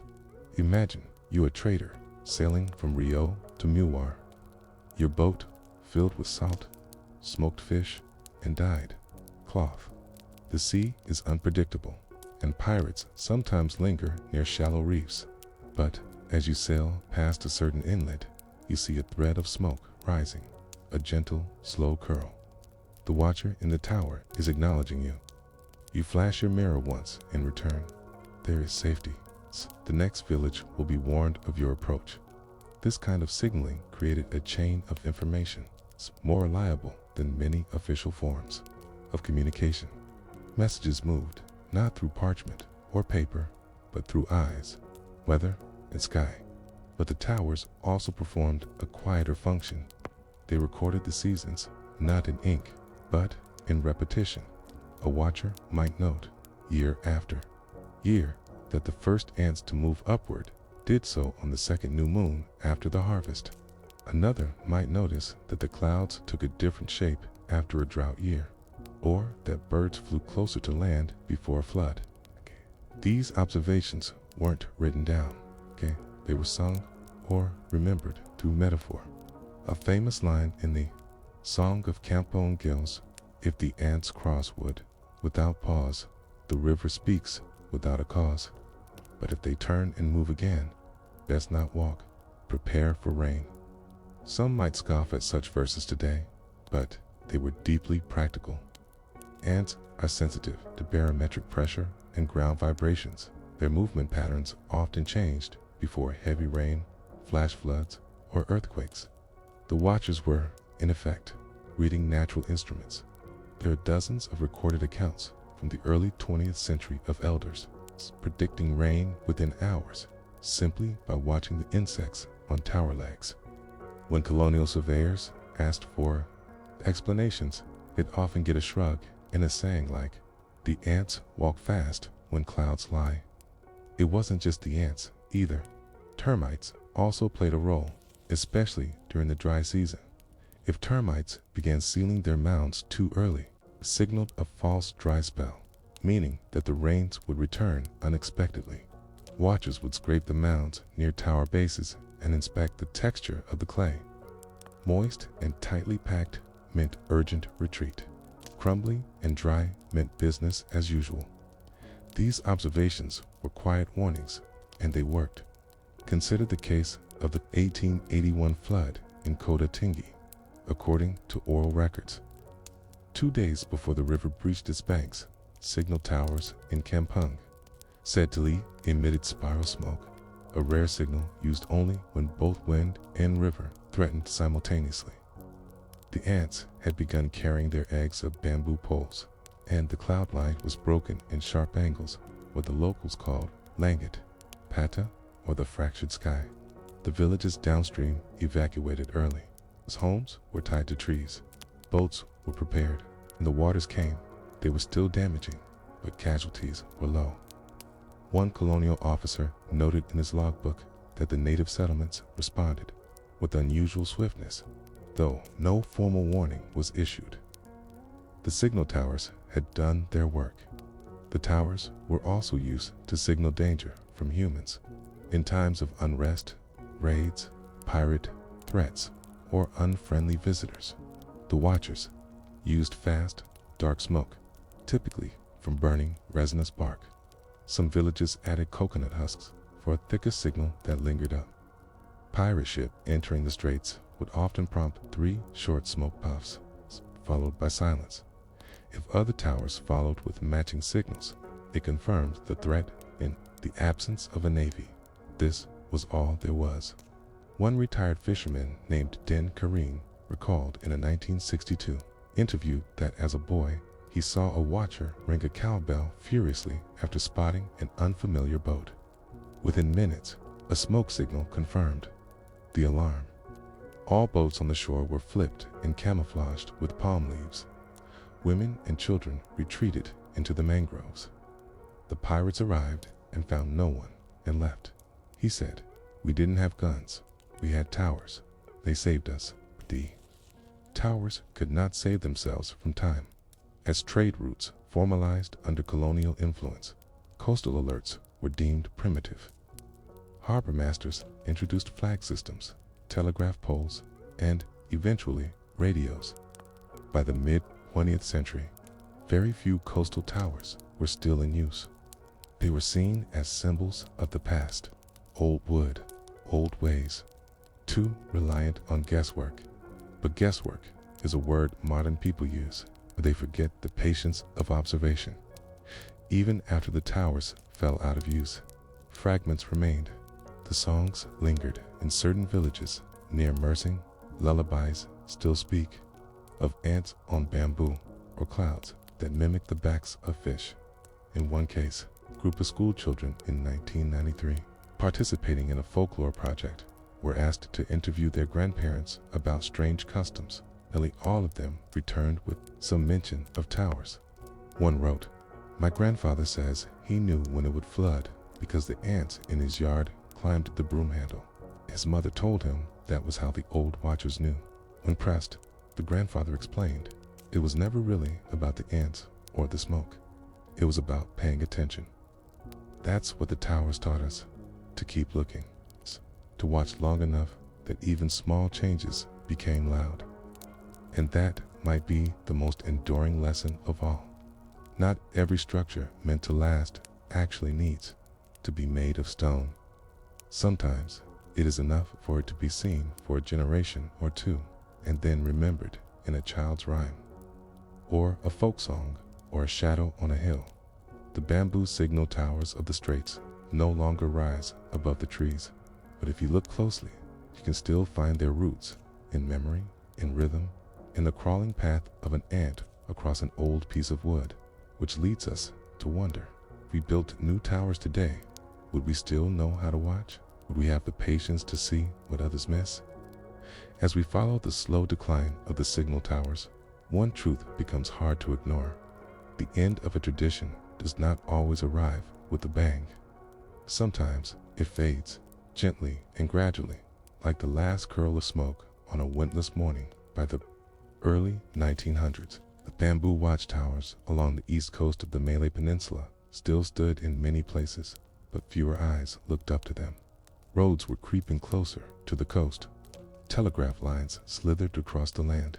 Steamships replaced sailboats. European barometers and weather maps arrived in crates labeled in Dutch or English, carried off boats with iron hulls and tall white officers. Suddenly, watching clouds was called quaint. Listening to ants was backward. What had once been community lifelines became curiosities. In some places, the towers were pulled down intentionally, not in anger or protest, but with quiet resignation. A new police post might need the space. Or perhaps a coastal road required clearing the hill where the old tower once stood. Without formal recognition, without anyone to say this mattered, the watchers simply walked away. In 1917, a man named Pakyaya, then one of the last full-time watchers in the fishing town of Kuala Sedili, took down his own tower. He had served as a signal watcher for nearly 40 years. Every morning before sunrise, he would climb the same creaking steps, light his oil lamp, and stare into the sky. He watched for the odd curvature of the clouds, for the shimmering trails, ants left on the poles, for the way smoke bent or didn't. When asked why he finally stopped, he said, "There's no one left to read the signals. I see the storm, but the people wait for the post office. I light the fire, but no one looks." His bamboo frame was dismantled, tied into bundles, and burned ceremonially. A small crowd gathered. Some cried. One boy sang a line from an old folk poem, something about clouds and silence. Then they walked away. No one rebuilt the tower, but even in their final years, the signal towers left echoes.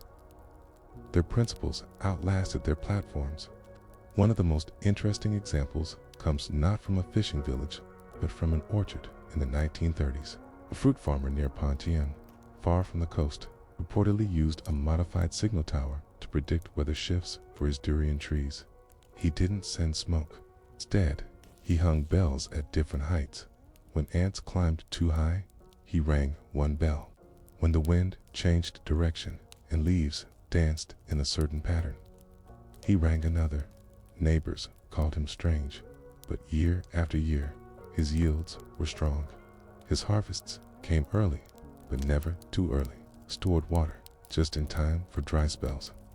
And though he never claimed to be a watcher, he knew enough to say, "The ants don't lie. They just don't speak loud enough for most people to hear." A similar story came from Johor Bahru in 1941. A midwife, known only as Mac Janab, reportedly kept a chart of cloud shapes sketched in charcoal on her wall. She marked births, deaths, floods, and fires according to what the sky looked like that week. Her notes were never published, but her grandchildren kept them, and years later, local historian remarked how eerily accurate her storm forecasts had been. But the clearest legacy came through the songs. If the towers were the tools, the songs were the manuals. Many old Malay lullabies carry embedded codes, simple rhymes that young children learn without realizing they are memorizing environmental data. One such lullaby, still sung in villages in Pahang, goes, "Tiderla Sahang, Hujanda, Dekat, Simet, Mendaki, Kaju, Punpikat, Jika, Angin, Berdakar, Sayak, Asak, Paji, Jalen Pun, Limbat." Translation: Sleep, my dear, the rain is near. Ants climb high, and wood grows dark. If the wind grows cold tonight, the morning paths will turn to mud. These weren't mere poetic devices. They were meteorological mnemonics designed to be sung, remembered, and passed down long after the towers were gone. Even now, remnants survive in unexpected ways. There's a school teacher in Mersing who teaches a weather unit by asking children to observe ants near the canteen. They make notes, time of day, weather conditions, ant behavior. Some children laugh at the task, others become obsessed. One girl reportedly cried when her ant trail disappeared, only to be overjoyed when they returned just before a thunderstorm. She shouted, "They knew. They knew the rain was coming." She had rediscovered something old. In 2007, a university research team conducted a small observational study in Peerless, comparing insect activity to rainfall predictions. It wasn't meant to validate folklore, just a curiosity. But they found that certain ant species consistently moved their colonies upward 24 to 36 hours before a major storm. The lead researcher, an ecologist with a background in entomology, said, "I was skeptical. But after 3 weeks, the ants beat our weather app every time they published a paper." It didn't make global headlines, but in a footnote, Day wrote, "Local folk traditions may hold valuable insight into ecological indicators. These deserve more systematic study," which brings us back to the watches. The last known bamboo signal tower in peninsular Malaysia reportedly stood into the mid-1950s in a coastal band near Indo. Photographs show a sagging structure with 3 tiers and a makeshift ladder. At its peak, a faded cloth flaps in the wind. No one knows exactly when it collapsed. A storm, perhaps, or just time. A foreign tourist hiking through the area in 1972 wrote in his journal, "Locals speak of a hill where a tower once stood. The older people say it could talk to the sky." He found no tower, only a few weathered posts. But the myth lingered. The watchers, it seems, were not merely men on stilts. They were translators, reading the language of weather, ants, clouds, and wind. And their towers were libraries, open to the sky, erased by time, remembered in fragments. So what do we do with this memory? What is the role of an ancient tower that no longer stands? Perhaps it is to remind us that wisdom often hides in plain sight, that prediction need not be powered by satellites, that the sky, the insects, the wind still speak, though we may have forgotten how to listen. In an age of alerts and data streams, we still get caught unprepared. Storms still surprise us. Floods still catch us unaware. And perhaps, amid our warnings, we've grown deaf to the smaller signals, the ones that once came not in alarms, but in songs and trails of ants across bamboo. It is easy to romanticize the past, but this story is not nostalgia. It is a reminder that ancient systems were not foolish. They were fine-tuned to the rhythms of their world. And while towers of bamboo may never rise again along the Malaysian coast, the watcher's work is not entirely lost, because somewhere, even now, an old woman stirs her tea and glances at the horizon. She sees the sky tilt slightly. She watches the ants move faster than usual. She turns to her grandson, says, "Close the windows. The rain will come before nightfall." And though there is no tower, no smoke, no bell, something ancient has just been passed on, quietly, in the same way it always was. In the highland forests of central Malaysia, where clouds brush the tops of the hills and the mist never fully lifts, there lived a people who never once sailed the sea, never once built a tower, and never once relied on smoke or bells to signal the rain. And yet, they knew with almost supernatural accuracy when the skies would change. They were the Semi, one of the many indigenous Orang Asli groups of the Malaysian peninsula, not a seafaring people, not a farming people in the traditional sense, but forest dwellers. They were keen observers of leaf, soil, fog, and fungi. And for generations, they were known by outsiders and themselves as rain whisperers. The term is misleading. The Semite never claimed to speak to the rain, but they understood it.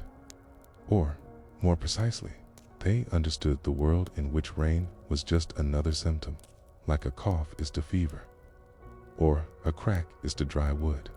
They did not need barometers or forecasts because they lived in a rhythm where everything told a story. The leaves, the birds, the slant of the wind, the glistening of moss. It began, as many things do, with silence. Each morning, the elders would wake before the birds began to sing, not because of ritual, but because the forest at that hour told them the most. They would step outside, usually just a few meters from their bamboo homes, and kneel to the ground, not to pray, but to touch the soil. They pinched it, rubbed it between their fingers, not for texture, but for mood. Was it too soft? Too cool? Had the morning dew come heavier than usual? These signs mattered more than any calendar. Next day would listen. Rain in the highlands doesn't always shout. Sometimes it comes like a whisper, hence the name. But the Semi could hear it hours, even days, before it arrived. They listened not to the rain itself, but to its approach, the absence of certain crickets, the hushed lull in bird chatter, or the odd stillness in the rustling ferns. If the forest grew quiet, it was not at peace. It was waiting. A boy named Siner, born in the 1930s, once told an anthropologist, If you hear nothing, be ready. The rain is already thinking about you. Such knowledge was never taught through formal instruction. It was absorbed, slowly and passively. Children learned by walking beside elders, not being lectured, just being there, a hand on bark. Whisper about how long the fog clung to the ridge. A nod toward an insect burrowing deeper into the earth. Everything had meaning. One of the most remarkable semi-practices involved a plant known locally as Don Calare, a type of wild fern. This plant, when touched by heavy moisture in the air, would curl its leaves in anticipation. Not as a defense, but as preparation. The elders noticed that this curling would begin 6 to 10 hours before major rainfall earlier. The wind came from the west. They began to time their foraging journeys according to these curls.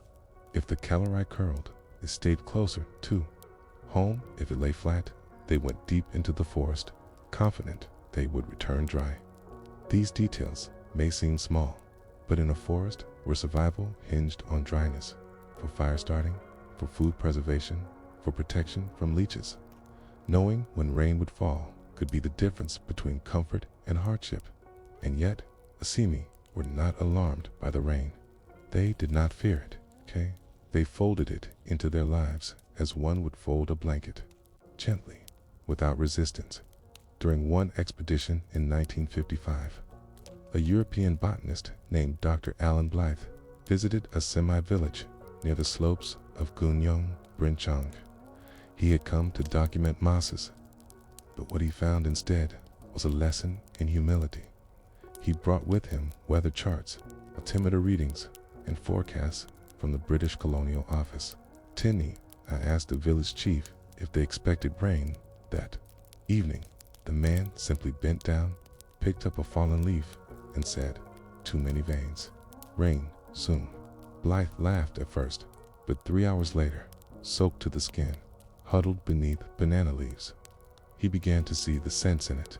The leaf in question, a broad pokak paku frond, had shown signs of increased vascular swelling, an indicator, according to semi-knowledge, that the leaf's internal water pressure had adjusted to pre-rain humidity.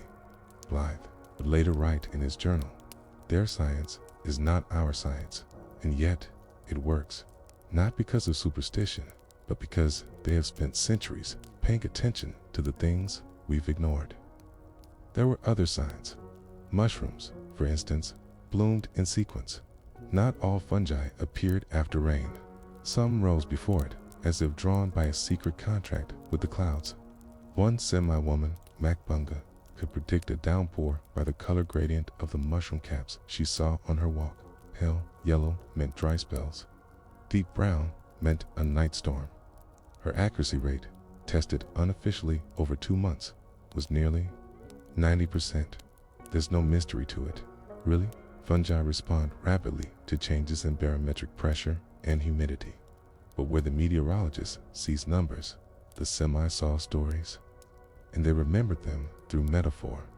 When the mushrooms bow their heads, the sky is sad too. Or if the tree ants travel downward, they're telling the ground to be ready. In the 1960s, a government project tried to modernize the semi by resettling communities into planned villages with concrete housing and metal roofs. Many of the old practices fell away. Children stopped watching leaves. Radios told the weather instead. But even then, some elders resisted. They continued to walk the trails barefoot. They noted which side of the hill held mist longer. They carried bundles of dried leaves as memory aids, and when questioned, they simply smiled and said, "The forest remembers, even if we forget." To outsiders, such responses sounded evasive or mystical, but for the semi, remembering was a living act. It was not about recording facts, but about re-experiencing them. Watching the rain was a daily ritual of presence, of being truly aware, every moment. Even now, if you visit the remote hills near Sungai, Takum, or Ulu, Juro, and if you ask the right person at the right time, you might be taken to a clearing, just a bare patch of earth between tree roots. There, an old man might crouch, point at a line of ants, nod toward a limp fern, say, "Rain comes after the butterflies disappear. They always go first." And if you wait quietly, the forest will shift, the air will thicken, the insects will change their tune, and before long, the first fat drop will fall, not suddenly, but with a kind of slow, ceremonial inevitability.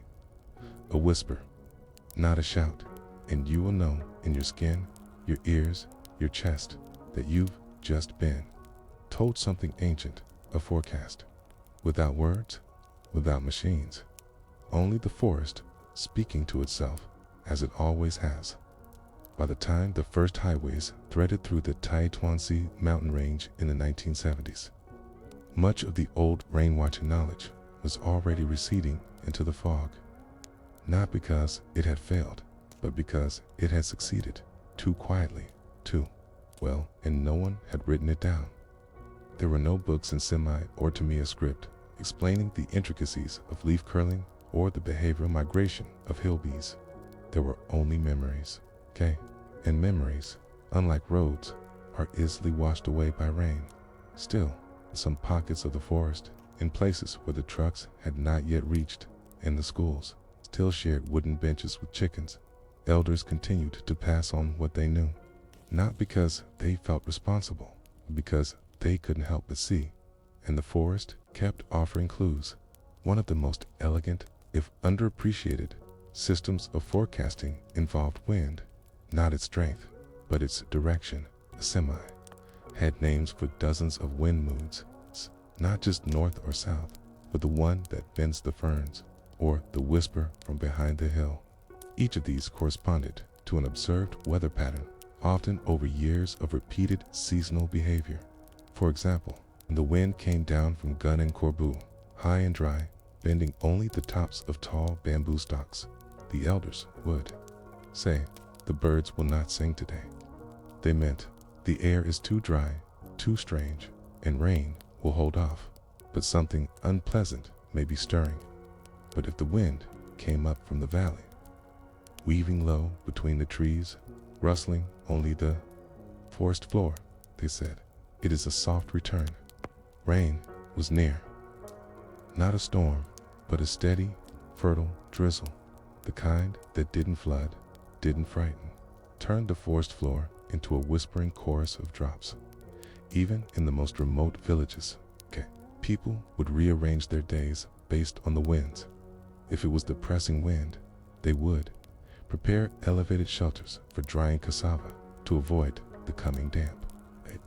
If it was the laughing wind, so named because it shook the leaves in short, musical bursts, they'd plan communal gatherings, confident that the evening would stay dry and sweet. These names were not metaphorical to them. They were literal descriptions, the result of decades, sometimes centuries, of observation. One woman, now in her 80s, remembers learning them like one would learn herbs or songs. She spoke to a researcher in the early 2000s, quietly over sweet tea in a stilted bamboo house. My grandmother would walk with me and say, "This wind does not knock." I did not understand.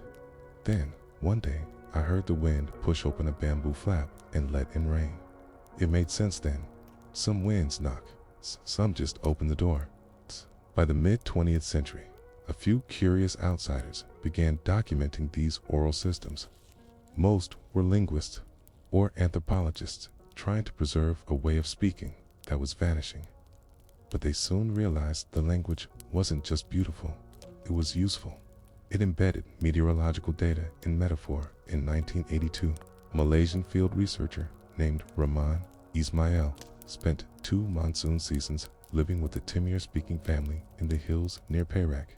He brought weather instruments with him, barometers, anemometers, humidity gauges, and compared the village's predictions with his equipment. The results stunned him, using nothing but local science, such as the blooming pattern of the Bunga Spanish cherry flower, the swelling of termite mounds, and the whistling of certain tree frogs. The elders could predict rainfall with near the same accuracy as the tools, and they could do it faster. Sometimes hours before Ismail's readings reached the same conclusion. But there was no arrogance in their methods, no boast, only a kind of resigned practicality. One elder told him, "We do not need to know the science of why. We only need to know what to do." And so they did. If the wind changed midday and the ants reversed their path, they canceled hunting. If the butterflies swirled high instead of low, they built raised drying racks for sago flour. If the clouds gathered not over the ridge, but behind it, obscured, as if embarrassed, they brought the chickens closer and tied the roofs more tightly. These were not superstitions, they were patterns, memorized through patient, generational watching. They came not from gods or myths, but from a kind of empirical poetry, science written in soil. But even the best remembered, its patterns began to break down in the face of modern change. Logging, for instance, disrupted airflow. Besides that, once funneled wind and stored dew were flattened. The Kellerai fern, once abundant near every footpath, began to vanish as undergrowth gave way to plantation. The winds stopped making their old sounds. One elder remarked, sadly, "Now the wind comes, but it does not say anything, okay? Like someone who has lost their tongue." The animals changed too. Bees nested in plastic instead of trees. Frogs called less often, thrown off by electrical light. Even the soil, once firm and readable in the morning, grew unpredictable. It clumped where it used to crumble. It crusted where it used to glisten. And so the knowledge began to fade, not from memory, but from irrelevance. The signs were still remembered, but they no longer meant the same things. A child born in the late 1990s might still hear her grandfather say, "If the wind passes low, you must wait for rain." But she had never seen the wind do that. The new winds, broken by buildings, rerouted by roads, no longer moved in ways her ancestors had known. And so, the chain of watching, the long lineage of listening, began to stretch thin. But some resisted, and a quiet project launched in 2011. A group of semi-educators began documenting the rain signs, not as science, but as cultural heritage. They drew charts of leaf movement, recorded audio of winds, mapped the patterns of insect behavior after drought. Their goal was not to predict the rain, but to preserve the memory that people once could. They called the project Angin Lama, Old Wind. One of the documents includes a delicate watercolor of the Kellerai fern, painted by a teenage girl from a mountain school. Next to it is a quote from her uncle. "When I was your age, I could smell the rain coming before I opened my eyes." I do not know if that is still possible, but you can try. That, perhaps, is the heart of this whole story. Not that ancient people had secret powers, not that they controlled the weather or defied the laws of nature, but that they paid attention so carefully, so patiently, that the forest slowly spoke back, and when it did, they listened. They didn't write it down, they didn't explain it. They just adjusted their baskets, shifted their paths, looked up, and waited for the first drop to fall. Now, in the 21st century, as satellites scan the skies and weather apps buzz in our pockets, it may seem quaint, even foolish, to imagine that someone could tell the weather by watching ants, or leaves, or wind. But perhaps the foolishness lies not in believing too little, but in listening too rarely. After all, the forest still moves, the clouds still gather, the leaves still curl, the wind still speaks, though now it often goes unheard. And maybe, just maybe, if you walk slowly enough through an old trail, past a silent fern and a bent tree, you might catch a flicker of what they once knew, a soft pause in the air, a stillness that says, "It's time." There is a village, unnamed on most maps, tucked into a fold of the Malaysian highlands, where mist clings to the slopes like a memory refusing to lift. Here, the mornings are still quiet enough that you can hear the dew fall. And if you Listen very closely. You might still hear the elders telling stories, not with excitement, but with the slow precision of people who know silence is half the story. One of those stories begins not with thunder, but with termites. Termites, you see, do not build their mounds for beauty. They build them with exquisite sensitivity to temperature, pressure, and rain. Generation ago, the people of this region, the Timir, the Semi, and the Jahat, knew how to read them. A low mound with narrow vents meant dry days ahead. A tall mound, broadened at the top with capped spires, signaled a coming storm in the evenings. They would gather around a mound and observe the ants' activity. If the soldiers were out early, waving their feelers anxiously, it meant wind was rising from the south. If they retreated and sealed entrances with dampened mud, rain would follow within the day. These were signs as trusted as any written forecast, but no one logged them into scientific journals. They were passed from eye to eye, mind to mind, as part of the long, unbroken conversation between people and place. Yet, even among those who remembered, not everyone agreed on what was being lost. One grandfather, when asked why the new generation couldn't read the forest, simply said, "They do not sleep outside anymore." To sleep outside meant more than camping. It meant listening to the forest at its most vulnerable when the sun had gone. The wind shifted and the animals began to stir with different rhythms.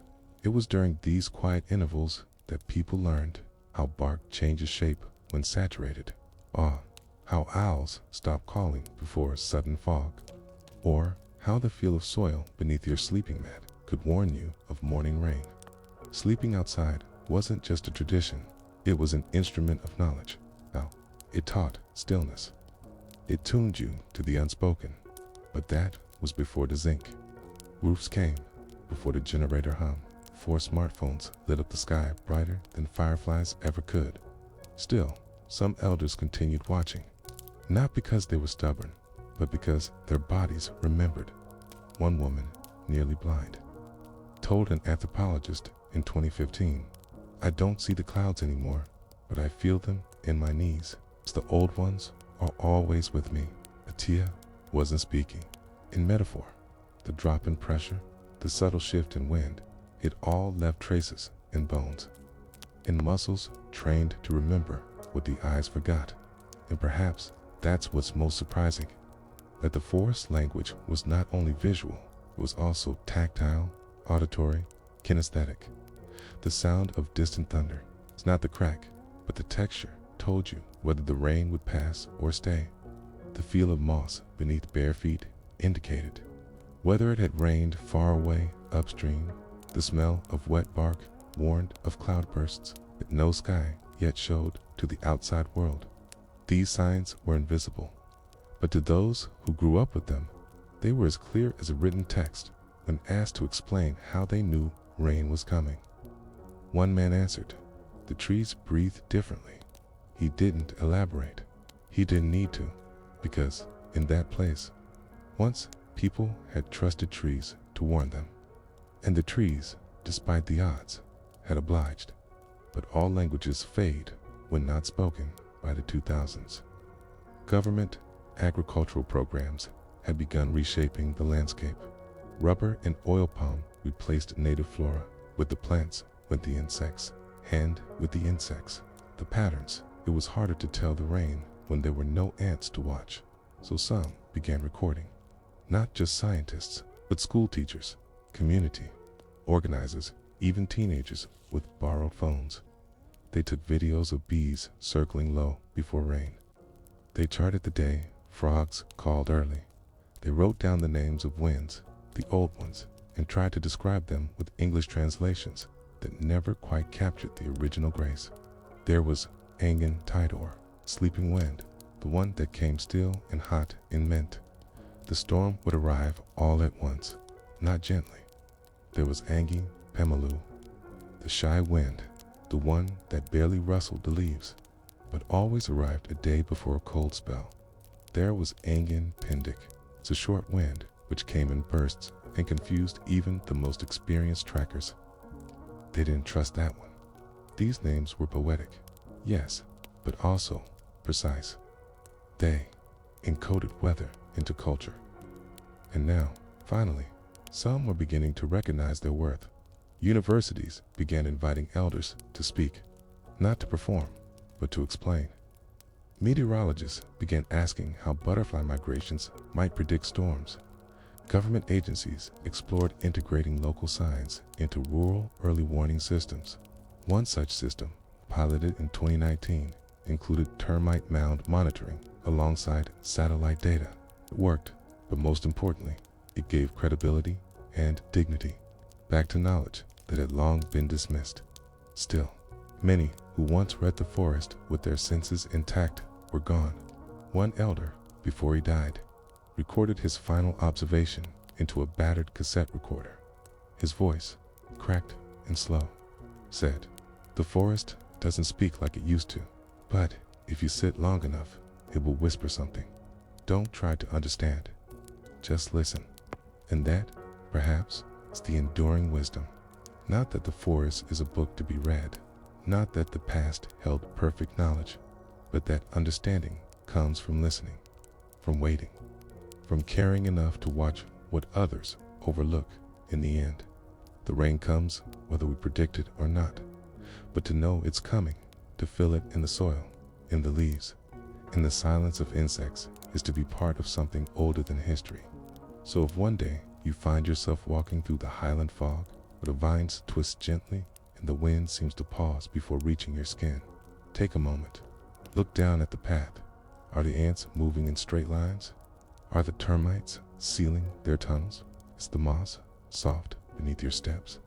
The answer may not come quickly, but if you're patient, if you stand long enough with your ears open and your eyes quiet, you might hear what they once did: a leaf curling, a wind turning, a forest breathing. And somewhere, deep in the soil beneath your feet, an old rhythm returning.